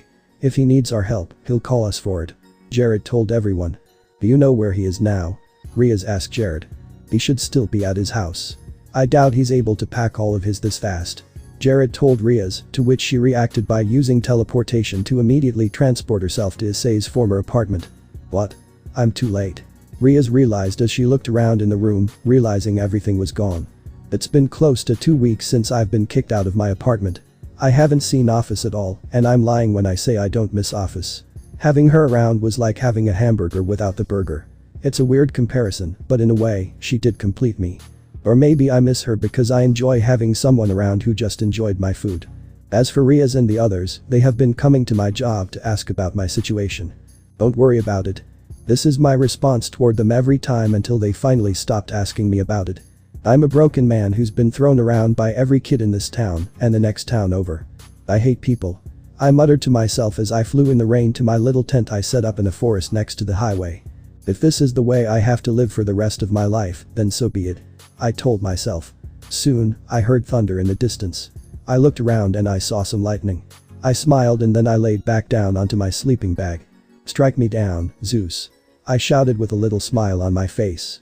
You don't have the ba. Suddenly, I was struck with a huge bolt of lightning that destroyed my entire setup. Just my luck. I sighed full of frustration. It's been a week after the initial 2. And you're probably wondering what I'm doing with my time. Well, after becoming a vampire in my battle with Riser, I've realized that I actually have some more skills to hone and perfect. While I can't kill myself with them, I always tell myself that they'll be cool to show off at one point or another. And then Drake tells me it's a good idea to keep my techniques as hidden as possible. Which is obviously the better idea, so I keep to his statement. I go to work for Greg while keeping to myself. I do what I have to do and I answer to his beck and call as an employee should, and that's really it. After a week of leaving my old apartment, Riaz stopped coming by to ask how I was, but out of all her visitations, what she said during her last one really stuck with me. If you want your space, Issei. Then I'll give it to you. I just feel that. As your girlfriend, I have to know that you're safe. This is what she said before kissing me on my forehead and leaving the restaurant. Girlfriend? I thought to myself. I don't remember her calling herself my girlfriend. Whilst I thought about it, I went to the store to buy some baking supplies. I promised Kaneko that I'd come by one day and we'd make cupcakes. And while the logical person would think she forgot about it, I'm a guy who likes to keep his promises. Most of the time. I arrived at the Occult Research Club's room to find it empty. To my confusion, I looked around the room and placed the baking supplies and looked around. After listening around for a while, I heard the sound of swords clashing outside. I immediately turned my attention to the doors that led to the outside. Hiba and Kaneko were fighting 2 girls wearing church attire, which consisted of black thigh-high boots and a black slim leotard with fingerless gloves to match. Yo! I shouted toward everyone, catching everyone's attention. The 2 girls in church attire gasped, and the blue-haired girl smirked as she turned toward her partner. New target. She shouted as she and her partner abandoned their battles to ambush me. Issei, watch out. Riaz warned me of the oncoming ambush. Damn. They're fast. I commented as I watched them rush over to me wielding their respective swords. Those are holy swords. Akeno shouted. Suddenly I was stabbed by one of them. I groaned in pain as they shoved the sword deeper into my chest. I coughed out some blood and fell to the floor, to which she removed her sword from my chest. Yep, that's holy, alright. I commented to myself. I'll cut you into 10 beautiful pieces. She smiled as she stabbed me once more in the chest, but did no damage to my avail. Are you fucking serious? I shouted. I stood up and removed her sword from my chest. What? How are you able to wield that sword? The blue-haired girl shouted as she doubled back with her partner. I'm practically giving you my life and you chose not to take it. Welp, I guess there's no saving you now. I told them. Omnivamp. Suddenly, two swords began to form from my flesh and blood. Engulfed in nothing but the shade of red that was my blood, as soon as they finished forming, the swords floated in front of me. And the moment I grabbed them, I coughed out a major amount of blood. So much that it was leaking out of my nose as well. What's wrong? Don't be scared now. You two tried to ambush me. I shouted as I began dashing toward them. With each hit I get on my victim with Omnivamp, it'll restore my wounds, but if I get damaged, I take double the damage. You see where I'm going with this? How's he so fast after losing so much blood? The girl with pigtails shouted as I slashed her from her back multiple times, delivering the same ambush they attempted to deliver to me. It's quite simple. I said to her. I'm just better. I commented. The blue-haired girl growled and retrieved her sword from where it sat on the ground. Don't get cocky now. She shouted as she began swinging toward me aggressively. Not bad swordsmanship. Yeah. I like this. I told her as I exchanged slashes with her for a little bit. I can tell she's no amateur. This is good. It's been a while since I've had a fight like this. I told them as my fangs began to grow from the top of my mouth, showing my excitement. In an instant, I was gone from their eyesight. Even Riaz, who was just a bystander, lost track of my movement. Stay close. The blue-haired girl demanded as they put their backs together. This me? I whispered in her right ear before suddenly disappearing, catching her completely off guard. Irina. Now. The blue-haired girl shouted. Irina? I questioned to myself. What? Going hazy on us now? The blue-haired girl inquired me. Nah. It's just that your name rings a little bell. I told them. Nonetheless, Irina threw some holy water toward my chest. Ah. I shouted in pain as I stood in place and watched the holy water eat at my flesh. What now, Zenobia? Irina questioned her partner. We take his head and retrieve a bounty. Zenobia smiled, waving her sword above her shoulders, putting it in swinging position. If you're gonna do it now. I demanded. Zenobia swung her sword toward my head. Too late. I sighed as I used my hand to stop the motion of Zenobia's hand. I swerved behind her, about to strike her with my swords. Issei. Stop. Riaz shouted at me. Her words caught my attention, and I stopped my attack before my swords pierced her back. I merged the swords made of my blood and flesh back into my body, and I jumped over to Riaz's side. So who are they? I asked Riaz. They couldn't introduce themselves because you were too busy attacking them. Riaz pointed out. They attacked me first. Don't act like you didn't see that. I replied to her. I guess that is true. Riaz facepalmed, realizing her mistake. We decided to take things back to the occult research club room. Since this was between Riaz and the others, I decided to sleep on the couch, since I needed it because I was now permanently nocturnal. We'll introduce ourselves once more. My name is Zenobia and this is my partner Irina. Zenobia introduced herself and her fighting partner, Irina, who threw up deuces with both hands. You. With a weird eyeshadow, I demand to know your name. Zenobia demanded, pointing her sword toward me sleeping on the couch. Just don't move. I told myself. Unfortunately, Zenobia found it disrespectful that I wasn't answering her. But to everyone else, I was asleep. She made a bad move by unsheathing her sword and swinging it toward me. I moved my head slightly to the side, and her sword had missed my head. I opened my eyes slightly to greet her eyes, but she backed away with her sword in hand. I sighed full of frustration. But whilst Zenobia stood behind Irina in fear, Irina decided to take a shot in the dark. I say. She called out my name whilst taking a few steps toward me. How do you know my name? I asked her. I heard Miss Gremory mention it briefly. And I recognize those scars on your head. Irina mentioned. Oh. I see. I replied to her, closing my eyes once more.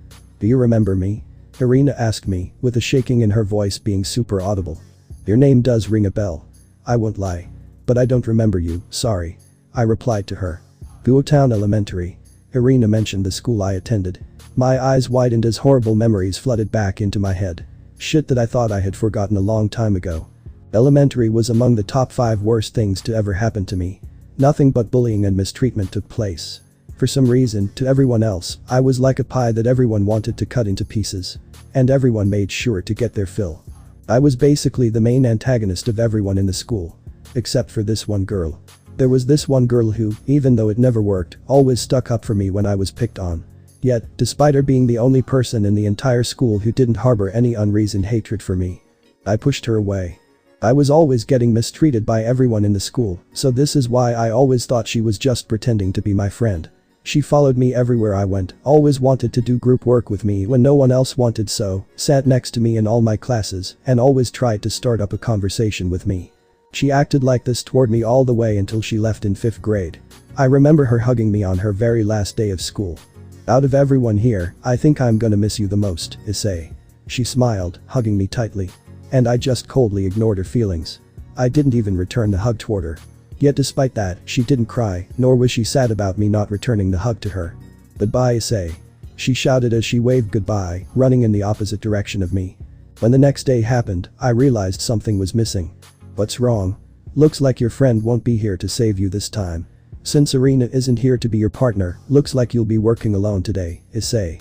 "Oh. Is Issei lonely again?" Ha ha ha. The taunting never changed, but I realized that I did miss her. Friend? She was my friend. I thought to myself. I didn't realize until she was gone that she was genuinely looking to be my friend, and I was too much of a dick to realize that. She was my friend, but I wasn't her friend. As those memories continued to replay in my head, some tears began to stream down my face. And then I faced Irina herself. I could barely look her in her eyes. "I'm sorry." I apologized to her, wiping my face. I felt like no need to apologize. Irina smiled. "There's nothing to apologize for." Her voice is even softer than when she was a child. This time, I embraced her back. "While those two have their moment, I need to speak to you, Ria's Gremory," Zenobia informed her. "The 6 remaining Excaliburs have been kept by 3 divisions of the church. 3 of those have been stolen by fallen angels. The ones we have are these. The Holy Sword of Destruction, Excalibur Destruction, and my partner is wielding the Excalibur Mimic," Zenobia informed everyone. "So what have you come here for?" Riaz asked Zenobia. "This particular problem is between us and then fallen angels. We can't afford to deal with the devils of the city," Zenobia said, sounding assertive. "That sounds awfully condescending," Riaz replied with her frustration rising with every word that came out of Zenovia's mouth. Whilst Zenobia conversated with Riaz, me and Irina did a little catching up of our own. "How have you been?" Irina asked me. "Horrible," I replied to her. "Aw. How so?" Irina questioned me. "I've been kicked out of my 55th apartment complex," I answered her. I didn't want her to pity me. She was asking and I was answering. "Sorry to hear that," Irina replied, sounding hurt. "Don't be. It's not like it was your fault," I replied to her. All in all, it was a pretty peaceful visit from the church girls. By my standards, of course. Or it at least would have been if not for what happened as they were about to exit. Aren't you Asia Argento?" Zenobia questioned Asia. Yes," Asia replied with a smile. "So it's true, huh? I never thought that I'd see a witch here," Zenobia commented, to which Asia's eyes widened in fear. "So you're the ex-nun who became a witch?" Irina realized. "I did hear that you were exiled because you could also provide healing to devils and fallen angels. But I never would have thought you'd become a devil." Irina laughed, causing Asia to shake in humiliation. The church duo just kept on going with their jokes and threats, and I watched from the couch. With each bit of humiliation they were putting Asia through, it made me more frustrated. "I will punish you in the name of God," Zenobia said, unsheathing her Excalibur and brandishing it toward Asia. All of a sudden, a horrible ear-piercing noise began to play in Zenovia's ears. What is that?" Zenobia shouted, groveling at her knees whilst pressing her hands against her ears. Putting her hands against her ears wasn't cancelling out any of the sound, and when she took her hands off her ears, she discovered that her ears were now leaking profuse amounts of blood. Her eyes widened in shock. But that wasn't it. Soon her vision started to blur, and she saw a black silhouette of a man with glowing red eyes with spiky hair. Why this detail was so important was because there was only one person in the room with a somewhat spiky hairstyle. She turned toward me with a look of anger plastered on her face. I stared at her with my tired expression, and then I turned toward Asia and winked at her. "What did you do?" Zenobia groaned with pain in her voice. I didn't reply to her question, I just shrugged my shoulders and pretended like it wasn't me or in her hearing. "I feel like you should see a doctor about that," I suggested. To which she and Irina ended up escorting themselves out of the room. "Oh, yeah. Sorry for just noticing, but where's Kiba?" I asked Riaz. "He said he needed some time off, so I gave that to him," Riaz told me. Now that statement wouldn't be a problem had Riaz not said it to me with a worrisome expression on her face. I wasn't one to pry, so I just left it alone. "But what are you here for, Issei?" Riaz asked me. "I made a promise to a certain young lady that I would teach her how to make cupcakes," I told Riaz, turning my head toward Kaneko. "So I bought some baking supplies and our ingredients. Now, who wants cupcakes?" I shouted. "Damn. I've been getting lucky. It's raining again. I said as I put my umbrella down and gave way to the rain. So refreshing. I commented. Suddenly, I had heard a battle happening in an alley. I walked over and witnessed Kiba and Fried in a battle. Yo. Kiba. I shouted his name. He turned around to discover that it was me who had called his name. Fried took advantage of my distraction and slashed Kiba in his stomach. Ah. Kiba shouted in pain as he fell to the ground. Bye-bye. Fried waved as he threw down a smoke bomb and disappeared. Kiba. I shouted, running to his assistance. This would be a good time to test that new thing I've been working on. I placed my hand on his shoulder and all his pain in his stomach was suddenly gone. In truth, I just took all the pain from him and gave it to myself. Expecting him to be grateful, I took my hand off his shoulder and helped him onto his feet. To which he thanked me by pinning me against the wall and punching me in my stomach. It's your fault. It's all your fault. Thanks to you. Fried got away. I could have won that battle. Kiba shouted, full of frustration. Listen to how ungrateful this guy is. I just healed you and you don't even say thank you. I replied to him. What the fuck am I gonna say thank you to you for? Kiba shouted, with his frustration audibly and visibly growing. What the heck does that mean? I asked him. It's thanks to you that Fried got away, you moron. You lowlife scum of the earth. And you know what? There's no way I can catch him now because I'm here arguing with you. Kiba shouted at me. Yo. Calm down. You'll get another opportunity to fight him. I told him, trying to calm him down. You know, sometimes I wish I never even met you, Issei. You do nothing but cause trouble and grief to everyone around you. You're a horrible person, I wish you were never my friend, and I wish you were dead. Kiba shouted at me, finally letting go of my shoulders. I fell to the ground, full of defeat. The air filled with silence as Kiba stared at my still body. You know. I sniffled. Hearing that from some random classmate, I can deal with. But hearing those words from someone that I thought was close to me. That hurts. I think that's the first time you've been honest with me through our interactions. I replied to Kiba, getting up from the floor. Don't ever call me your fucking friend ever again. I told him as I walked out of the alley with my hands in my pocket. It's hard to sleep at night. I sighed. I'll never get used to this nocturnal thing. I added, before closing my eyes as I tried to sleep. That sucks. Well, at least one good thing happened today because of me. I whispered to myself, taking a bite of the cupcake I baked at the Occult Research Club room. A little memory then began to play in my head. Memory start. Here we go, a little cupcake for my cupcake. I said, giving Riaz the first cupcake that finished baking. When she took a little bite of it, I thought it was a good idea to make a joke out of it. Why are you taking such a small bite? I thought you loved putting large objects into your mouth. I smiled and Riaz blushed full of embarrassment. Memory end. The cupcake for my cupcake. Ugh. I cringed at my own little flirt line. But that dick joke, that was good. We'll have to do it again sometime. I sighed, looking up at the gray clouds with a smile on my face. Two stray sheep beg for your blessing. Zenobia shouted. This is what it came to. The church duo ended up resorting to begging on the street for money because one of them decided to buy a painting of a supposed saint. What are those two wearing? Kiba wondered as he was wandering the streets of Kuo. He approached them and decided that he wanted to talk and have a conversation with them. The duo also realized something was off about him as well, so they agreed to talk, but they both made sure to keep their guard up. Kiba ended up being kind enough to buy the girls some food and then they got to talking. So, you're a devil? Irina asked him, being able to tell from his scent. Yes. Kiba replied. Are we really requesting help from a devil? Zenobia asked Irina. There's no time for discrimination, Zenobia. Right now, we need all the help we can get. Especially since we don't have our. Irina trailed off. Is something wrong? Kiba asked the girls. Truth be told, we lost our Excaliburs. Irina revealed to Kiba. Kiba's eyes widened. He growled as he had an idea of who was behind it. Free aid. Kiba growled as he balled his fist up. The church duo looked at each other before nodding and turning their heads back to Kiba. It seems that we have a common enemy. We believe that Fried is working with the fallen angels. Our goal right now is to either retrieve the holy swords or destroy them. Zenobia informed Kiba. Good. It seems that right now we're on the same page. Kiba agreed. Do you know anybody who could be able to help us? We need all the firepower we can get. Zenobia requested. I believe I do. Kiba smiled. Oh. Hey Issei. Irina waved at Issei as she witnessed him walking by. She got Issei's attention and he walked towards Irina. Hey Irina. Issei greeted her. Hey. What are you doing here? Irina asked Issei. I was on my way to work. Issei's words slowed down as he noticed Kiba sitting down next to him. he scoffed, then began to walk away. Issei. Wait. Don't talk to me. Issei interrupted Kiba, not wishing to have another word with him. Issei. Got to get to work. Issei interrupted Kiba once more, walking away from the trio, not wishing to have another word with them. Crap.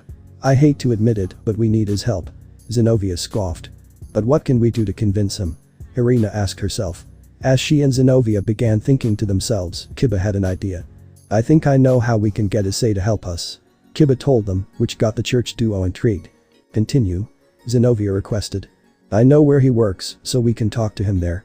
As for the other part of my plan, just leave it to me. Kiba told the church duo. They nodded, placing their trust in him. What do you want? I sighed. First off, what's with the getup? Zenobia asked, chuckling at my dress. Just for your information, my boss pays me more when I wear it. I told Zenobia. Yeah, right. Zenobia laughed. If you want to fight me in this, I'll still kick your ass. Speaking of kicking your ass, where are your swords? Excalibur. Whatever you call them. I asked them. Listen, Issei. I've said it before and I'll say it again. If you're not gonna order anything, then get out of my line. I told Kiba. Wait, Issei. Please hear us out. Irina begged, starting to cause a scene. Okay. Just don't cause a scene, please. I requested, allowing them to speak what they wanted. So you want my help to defeat Freed and some dude named Kakabiel? Why the fuck would I believe that? I asked them as I began using the grill. Whatever it is you're about to say, the answer is no, okay. I told them as I served them their food in style. Irina clapped, but then Zenobia stopped her from clapping at me, trying to show off. Listen, Issei. We would really appreciate your help.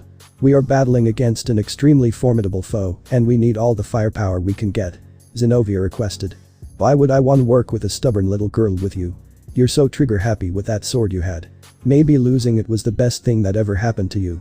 I told her. I'm fine losing my sword, but I can't be happy knowing that someone else is using it for evil. Zenobia told me. Well, there you have it. Just sit back and don't give a fuck, then. I replied to her. GGRR. What's wrong with you? Zenobia shouted at me. Why can't you just lend us your strength this one time?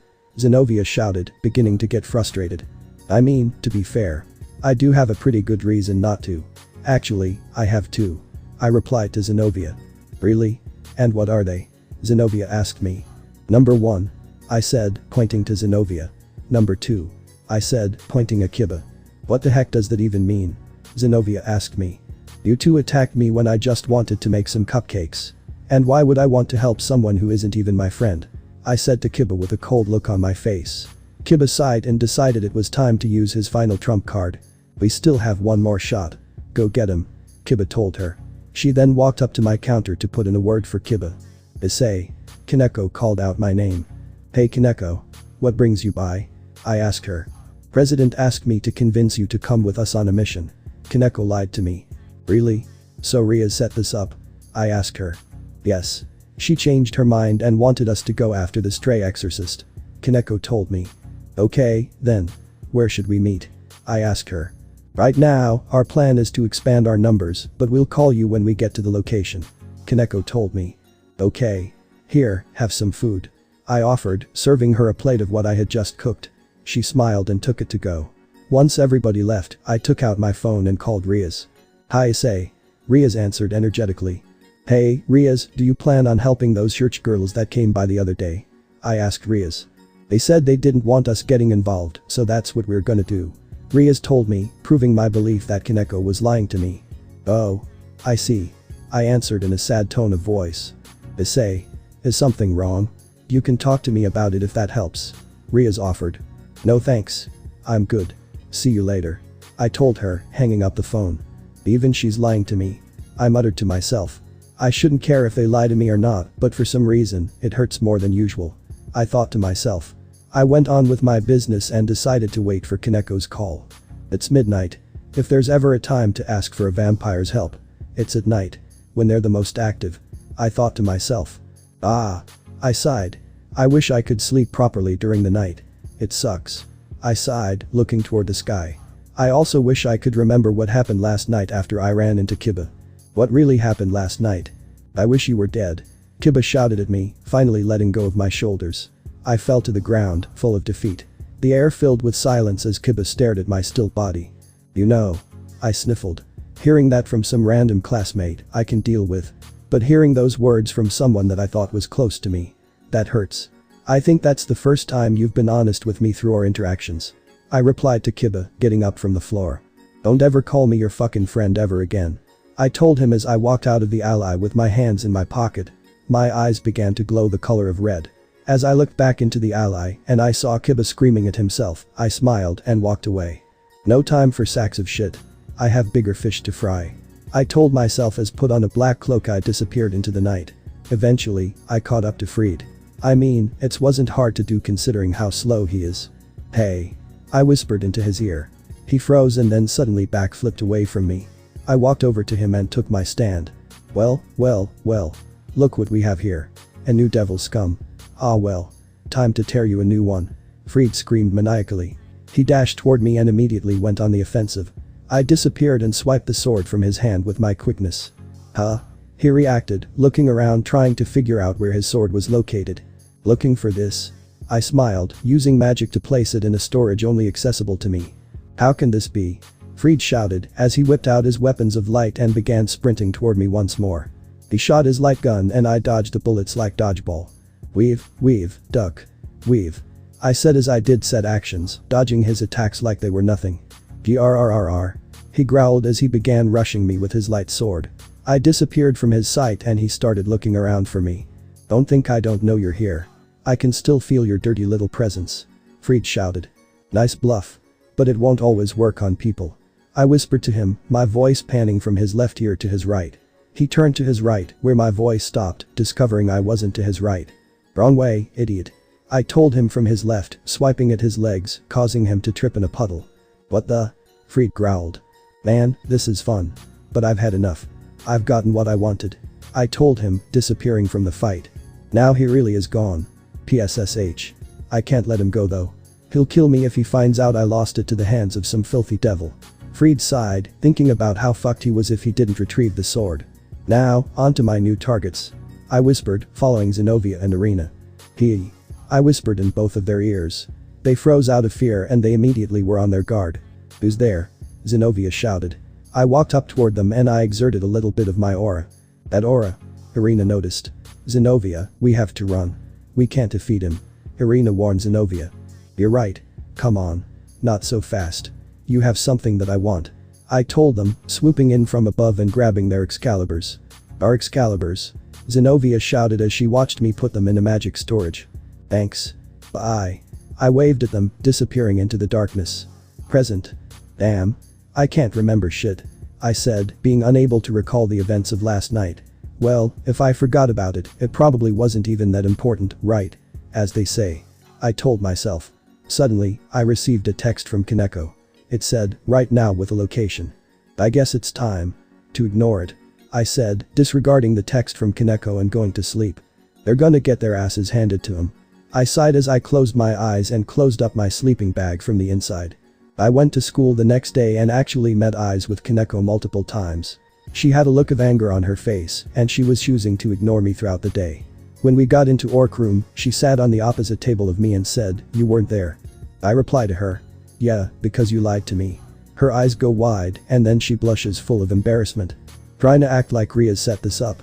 Lied to me again and next time I'll make sure I'm the one that takes you out. I told her. Kaneko looked toward the floor with a bit of sadness in her eyes. Kiba didn't like watching me take it out on Kaneko, so he tried to put the target on his back. Issei, it's not her fault. If anything, blame me. Kiba stepped in. Don't talk to me, scumbag. I replied to him. I'm going to work, gonna clock in a little early. I decided, leaving the room. What happened between you two? Riaz asked Kiba. Kiba replied to Riaz by saying. I said something in the heat of the moment that I severely regret saying, President. What did you say to him? Riaz asked Kiba. That I'd rather see him dead. Now he won't talk to me. Kiba told Riaz. What made you say that to him? Riaz questioned him in a continuous calm manner. I don't know. I was going after Fried and then he appeared, distracted me and then almost got me killed, but then he saved me, and then I yelled at him for that. Kiba rubbed his arm, looking for comfort. Wow. Sounds like a lot. Akeno replied to Kiba's explanation. He said something about you lying to him about me. What was that about? Riaz asked him in an passive-aggressive manner, to which he gulped in fear. At work, everything was going smoothly. I did my thing to entertain the customers as Greg instructed me to, and that was that. As everything was going right, this one particular customer took a peculiar interest in me. "Wow, you're amazing, you know that," she told me as she had been watching me make her food by the counter. "Yeah.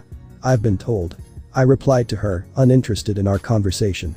I flipped over a couple pans and plates, then packaged the food in a box to go, and then slid them over to the interested customer. "Wow." She clapped, impressed with the show I put on. "That was amazing," she told me in a seductive tone of voice. She took her boxes and slid a piece of paper down the counter toward me. She winked at me before walking out of the restaurant.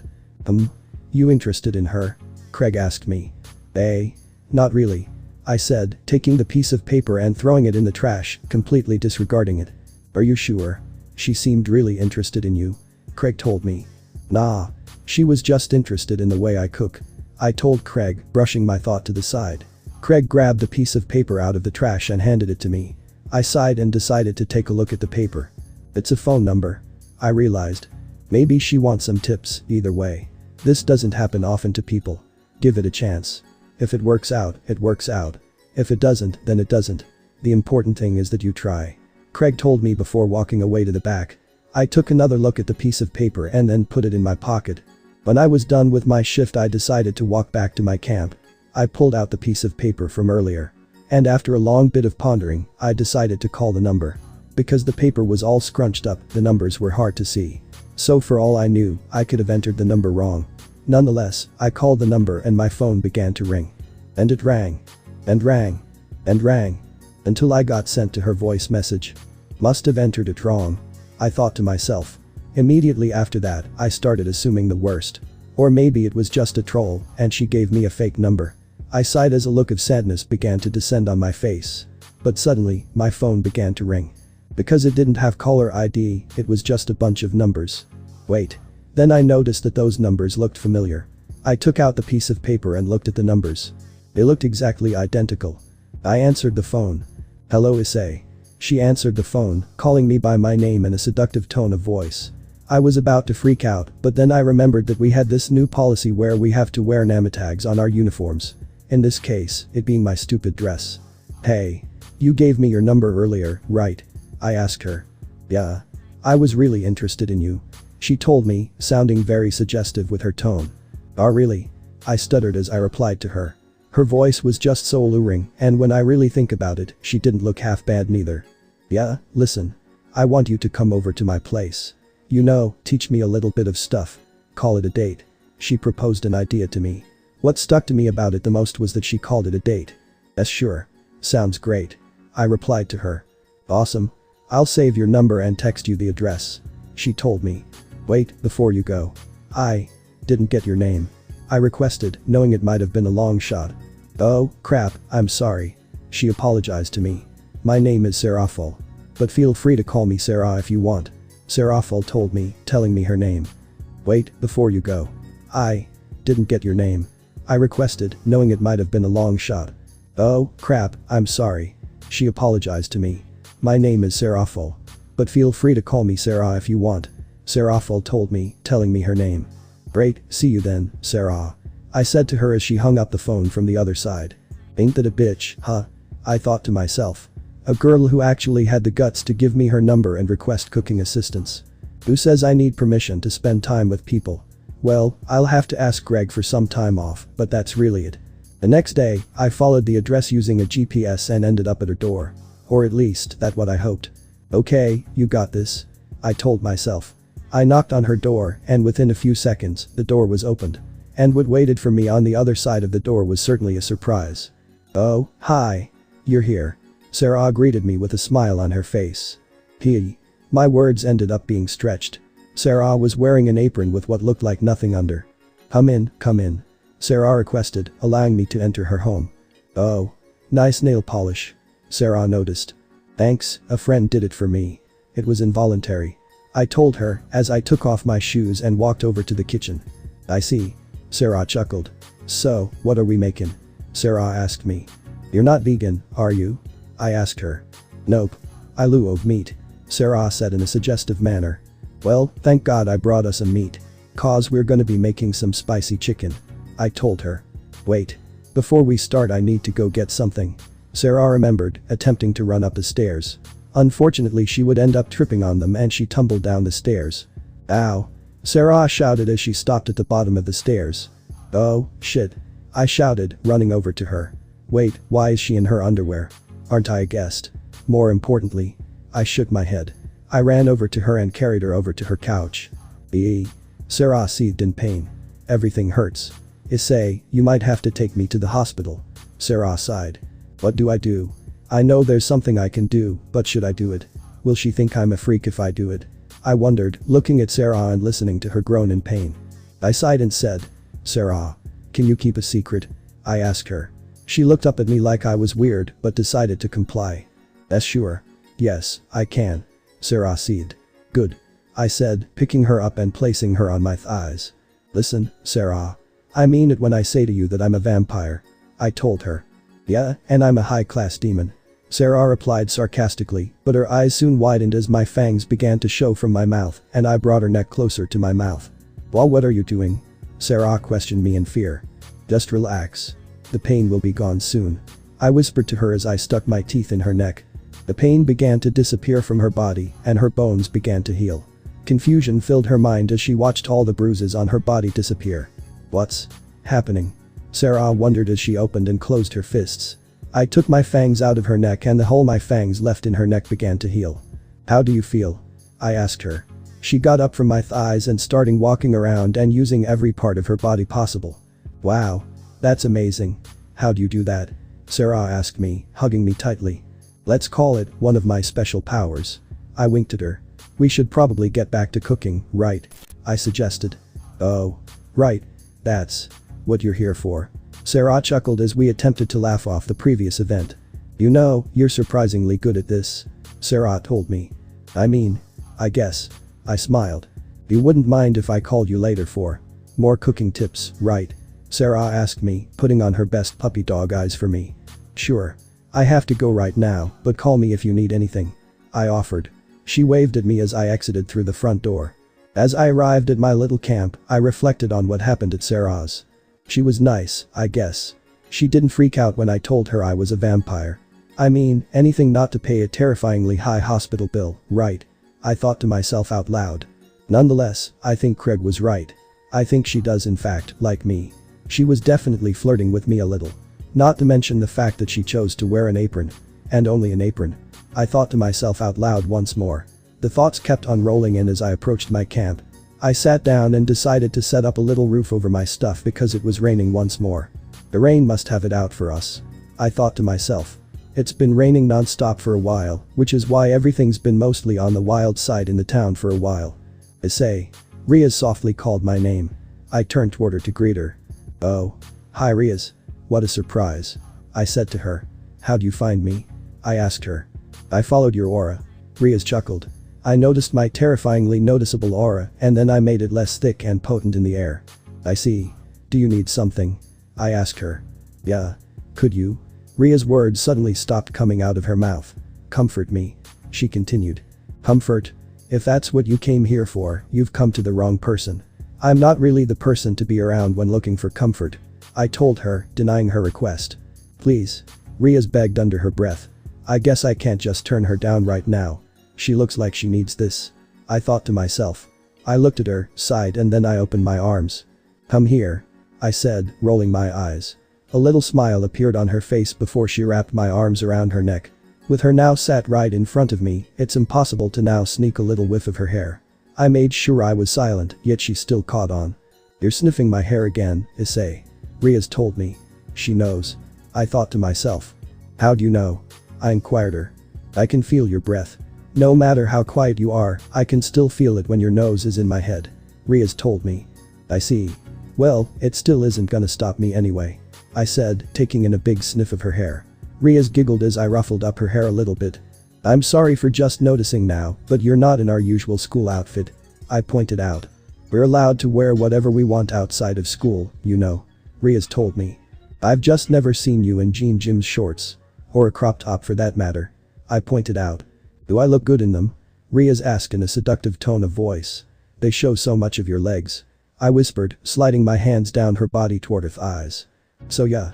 You look very good in them. I answered her. Ria smiled and sighed as she leaned on me once more. Thanks. She whispered. So how's it been? Riaz asked me. I've met this girl. Who's human. Who doesn't think I'm a freak. I told Riaz. Really? Tell me more. Riaz requested. Yeah. Her name is Sarah. We met at the place I work at. She was just really interested in learning some cooking, so she gave me her phone number and we just ended up hitting it off. I explained to Riaz. Sounds nice. I'm happy for you, Issei. Riaz smiled. Really? You're not gonna throw a fit about this? I asked her. In the underworld, it's normal for a man to have more than one wife. Riaz told me. Oh yeah. And she knows I'm a vampire, too. She's awesome. I told Riaz. Wow. This girl sounds amazing. Riaz smiled, hugging me. Yeah. But enough about me, how have you been? I asked her. The little smile on her face quickly disappeared. Not good, Issei. Riaz answered me. Why? What's going on? I asked her, showing a little concern. We're going to war. Riaz told me. I paused my words and thought a little bit before I responded to her. Really? I asked her. Yes, Issei. Riaz said as she turned around so we were face to face. We could die. Riaz told me. You're lying to me. What could possibly warrant war? I asked her. We're going up against Kakabiel. Riaz revealed to me. Who the hell is that? He's one of the leaders of Grigori and the fallen angels. Riaz replied to me. I see. I said, turning away from her. You know, you've been acting very distant from the others. Including Asia. Riaz pointed out. I hang out with Asia, what do you mean? I asked her. You know what I mean. You haven't been talking to Kiba or Kaneko for the past few days. You used to always talk to Kiba. And even though you and Kaneko had your differences, it was nice to see you at least attempt to make small talk with her. But now it's just like you've completely given up talking to her. Riaz explained to me. Yeah. I'm tired of those two specifically. I replied to her in a sarcastic tone of voice. Issei. I'm afraid. Riaz began. I'm afraid of losing the people I care a lot about. If things go south, a lot of people will die. My peerage will die. Riaz told me. I mean, that's how war is. I looked at her and sighed. Then I wrapped my arm around her neck. But if you need help, I'll be there to help you. I'm sure I can kick this cock guy's ass, or whatever his name is. I told her. Really, you'll help us? I'll help you. I corrected her. Come on, Issei. I don't like the sound of that. It makes it seem like you're just gonna leave the others to die if something happens to them. Riaz commented. You're not gonna do that, right? Riaz asked me. I sighed. I'll save them if they need it, but don't tell them to count on me. I answered Riaz. That's good enough for me. Riaz smiled, squeezing me with her arms. Riaz. Can I have a quick favor? I asked her. Sure. What is it? Riaz asked me. I'm getting a little low on blood, so if you would kindly please just. Riaz places her head on my shoulders and exhales in preparation. Just don't bite too hard. Riaz requested. Squeeze my arm if my teeth sink in too far. I said to her as I continued sinking my teeth into her neck. This went on for a minute and I made sure not to sink them too far. I took them out of her neck and the bite mark left by my fangs cleared itself up. Thanks for that. I thanked Riaz as I removed her neck from my face. You'll help us, right? Riaz asked me. Yeah. Sure. I'll help. I told her. Thank you. Riaz smiled, getting up and walking away from me. She's a massive pain. I sighed. Now I'm at work in my stupid dress. I'm on break and I decided to use some of the food we had to make myself something. I'm eating in one of the booths and as I look outside for a split second, I caught a glimpse of Office. I thought to myself. Yo, Greg. I'll be back. I shouted as I ran outside to see her. Office. I called her name, but she wasn't in the position I saw her in last. Hi. She spawned beside me to greet me. Look. I'm sorry about what I said last time, okay? I actually do miss having you around. I apologized to her. Really? Office asked me. Yeah, listen. I promise I'll cook every day for you, whatever you want, just please don't leave me again. I requested whilst on my knees. I forgive you. Now stand up. Office demanded. I grunted as I lifted myself off the floor. You'll cook whatever I want? Office asked me. Yeah, sure. Anything you want. I replied to her, walking back to my job. Okay. I can live with that. Office smiled at me, floating behind me. You know about what's happening later, Office? I asked her. No. She replied to me. So, apparently, there's this Kakabiel guy that everyone's gonna fight because apparently he wants to wage a war over something. I told her. Oh. Kakabiel. Office replied to me, asking about Kakabiel. Yeah. I think that's his name. What? You know him? I asked her. Yes, but it's not a surprise that you don't. Office sighed. What's that supposed to mean? I asked her. Don't worry about it. She told me as Greg called me back to my shift. Shit, Greg sure decided to keep me overtime, didn't he? I sighed as I finally left work. You're keeping the dress on? Office, full of confusion, asked me. I was too tired to take it off at work. So I'll just do it when I get home. I told her. I feel like I'm forgetting something, though. I thought to myself. I then watched an entire barrier get erected over Kuo Academy. Phew. I groaned. That's what I forgot. I remembered. Sorry, office. I'll catch up with you later. I told her as I rushed over to the school. Please don't let anybody be dead. I begged as I ran to the school. When I got to the barrier, I was slumped for suggestions on how to get in. Crap. I groaned, trying to think how I could get in. Issei. Jared shouted, running toward the edge of the barrier. Hey, bro. There's a battle going on right now, right? I asked him. Yep. Now hurry up, we kind of need your help right now. Jared smiled, sticking his hand out to me. I took his hand and he pulled me into the barrier. Wait, you're allowed to do that? I asked him. Apparently. Now, come on. Jared shouted as we rushed toward the middle of the battlefield. What the fuck happened? I wondered as I looked around at the place. After examining the destruction that took place, I eventually spotted Riaz and the others. I ran over their aid and Jared ran to help Sona keep the barrier up. Riaz? You okay? I asked her. Issei. You're here. I'm glad, but how'd you get in the? No time for that. Where is it? I questioned her. You know. The enemy. Enemies. I wondered looking around, spotting Kiba holding a blue crystal. What happened to him? I asked, pointing at Kiba. He's having a moment. Riaz told me. Well. We have an uninvited guest it seems. Kakabiel spoke, making himself known to me. Huh? Issei's here. Kyuji exclaimed as Asia continued to heal him. Who are you? I asked him. Ignorance. Kakabiel scoffed. Kakabiel at your disservice. Kakabiel smiled, landing on the ground to face me. Seems you've kicked up quite a storm, huh? I commented, examining the surroundings once more. What's it to you? Kakabiel asked me, summoning some light-based spears to throw toward me. I walked towards him. Well, for one, you're hurting people for no reason. I told him. To which he scoffed and fired his spears toward my head. A smile grew on his face as he watched the spears aimed at my head fly at lightning speed. That smirk was quickly wiped off his face when he watched the spears bounce off my head. What? Kakabiel gasped. Omnivamp. I shouted. Two swords formed from my flesh and blood. As they floated in front of me, when I grabbed them, I coughed some blood but wiped my mouth with my arm. And two, I needed a motive. I whispered in his ear as I began attacking from behind. As I was about to slash my swords into his back, he turned around and blocked them with two light-based blades of his own. A motive for what? Kakabiel asked me as we began continuously exchanging blows with each other's blades. To kick your ass. I told him, disappearing from his sight. Come find me. I told him. Ahahahaha. I laughed as I swerved around him, not allowing him to hit me. Okay, that's enough of that. I sighed as I started being super aggressive toward him. As we continued to exchange blows, a little dust cloud began to kick up because of our battle.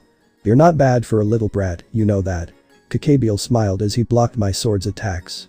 Thanks. I accepted his compliment whilst stabbing at his leg. He winced and immediately deployed his wings and took flight. Why you? Issei, get back. Riaz shouted at me, to which I backflipped away from his line of sight. What was that about? I wondered, looking in Riaz's direction. She had planned to use her magic to attempt to take him out. Let's hope your plan works, Riaz. I hoped, watching Riaz fire a massive ball of her magic toward Kakabiel. To everyone's surprise, he caught it and smiled at her. What? Riaz's eyes widened as she looked Kakabiel in his eyes. Do you understand the difference in our abilities, Riaz Gremory? Kakabiel smiled, holding her power of destruction like it was a plushie to him. It's honestly hilarious that you still choose to fight, even after losing your master. Kakabiel said, turning toward the damaged church duo.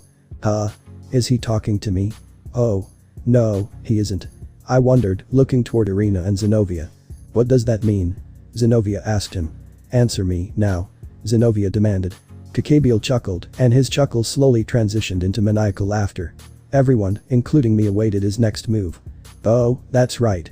I forgot I'm trying to stir up a war, so there's no need to hide anything. He laughed. In the Great War, the 4 great Satans died, and so did God. Kakabiel revealed. Oh. That's it. I knew that God was dead. It's not that big of a shock. My thoughts paused as I observed everyone else's facial expressions. Everyone else had the polar opposite reaction of mine. Their faces were filled with shock and disbelief. Where I really felt it was when I turned toward Asia and she had the worst expression out of everyone. She looked like she had just lost someone precious to her. And I can recognize that look because I remember making that exact same expression. The Great War brought an end to not only all Satans, but also a lot of high-class devils, as well as a few lower angels and fallen angels. Pure angels could no longer reproduce, and there were very few pure-blooded devils. Kakabiel explained to everyone, enjoying the look of despair on everyone's faces. All 3 factions needed to rely on humans to survive. So the leaders of all 3 factions, angels, fallen angels, and devils, concealed God's death to make the humans, who believe in God, survive. Kakabiel revealed to everyone. No. You're a liar. Zenobia shouted in disbelief. Kakabiel smirked before throwing Rhea's power of destruction toward her. Zenobia. Look out. Irina shouted, warning her of the oncoming danger. All she could was watch as the oncoming ball of magic rushed toward her. I ran to her aid and stood in front of her, ready to catch the oncoming power of destruction. I caught it with my hand and kept Zenobia behind me. He saved me. Zenovia's eyes widened. She wasn't dead. If his magic had hit me head on, I wouldn't have survived. Zenobia realized. Huh? You're full of surprises, aren't you? Kakabiel smiled, summoning more light spears, preparing to fire them at me. I used my swords to cut my arms. As my swords disappeared, the blood leaking from my arms began to form into little throwing knives. I looked at him and I smiled. First I threw a throwing knife with the blood from my left arm with my right hand, then I threw one with the blood from my right arm with my left hand. As I continued this pattern, each light weapon my throwing knives hit turned into nothing. Wah. He was barely getting a chance to react as he soon became victim to the throwing knives. They're hitting him. Looks like these things work. I smiled to myself as I continued pelting him with the throwing knives. Ayerg. How many of these things do you have? Kakabiel shouted as he continued summoning light swords to attempt to stop the throwing knives from hitting his face. Unfortunately, he would still end up with a couple of cuts by the time I decided to stop with the throwing knives. UUGGH. Finally. Kakabiel shouted as he got his bearings once more. What are you relaxing for? I'm nowhere near done with you.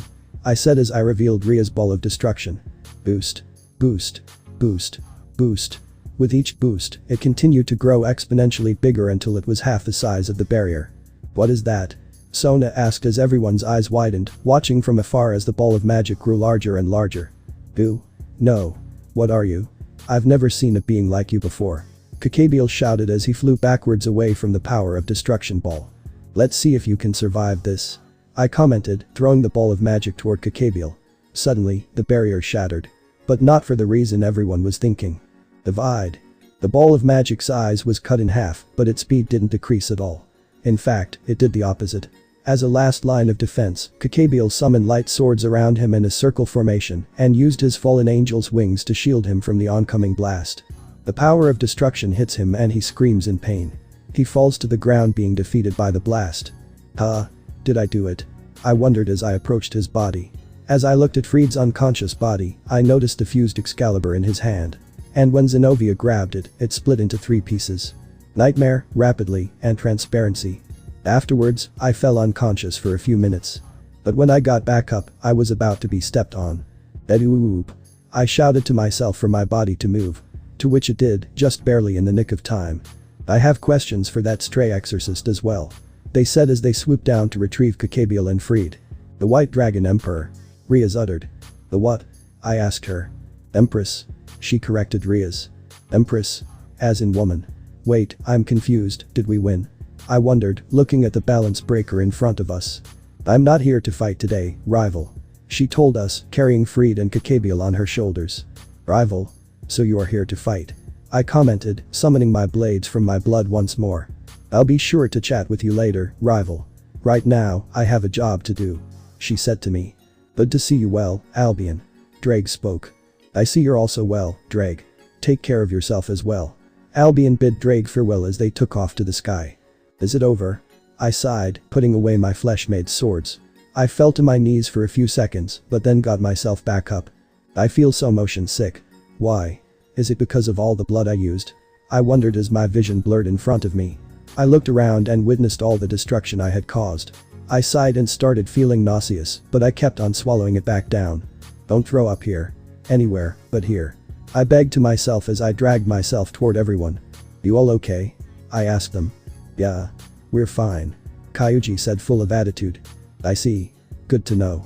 Here he is. I called her. Issei. Is something wrong? Riaz asked me, worried about my physical being. I'm a little low on blood. So if you could just. My words slurred before I fainted onto the ground and ended up taking a little nap. Issei. Riaz panicked, catching me before my head hit the concrete. Is everyone okay? Sona asked as she approached everyone. Yes, Sona. We're all alive. Riaz smiled. Thanks to Issei, I see. Sona commented. Yep. That's my boyfriend. Riaz smiled. I'll give you all the blood you want when we get back. Riaz whispered in my ear, which was followed by a little giggle. Issei. You okay? Riaz asked me. Huh? I woke up confused in the dimly lit occult club room. Are we in heaven? I asked her. No. Riaz giggled. Then how are we here? In the occult club room? I asked her.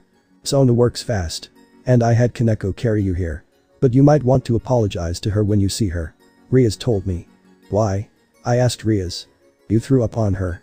It might take her a while to forgive you for that. Riaz told me. I see. I was pretty nauseated by the end of that. I remembered. Are you okay? By the time I got there I saw that you all looked pretty beat up and it looked like firing that last ball of magic at him took a lot out of you. I told her as I got myself off of her thighs. Yeah. It did. Riaz yawned. You tired? I asked her. Like hell. She replied to me, leaning on my shoulder. I still have some stuff I want to do when I get out of here. But I might as well try to enjoy this while I can. I thought to myself as I stared at the exhausted princess of destruction. That's it, guys. That was the latest chapter, until the author add more chapters. Take care.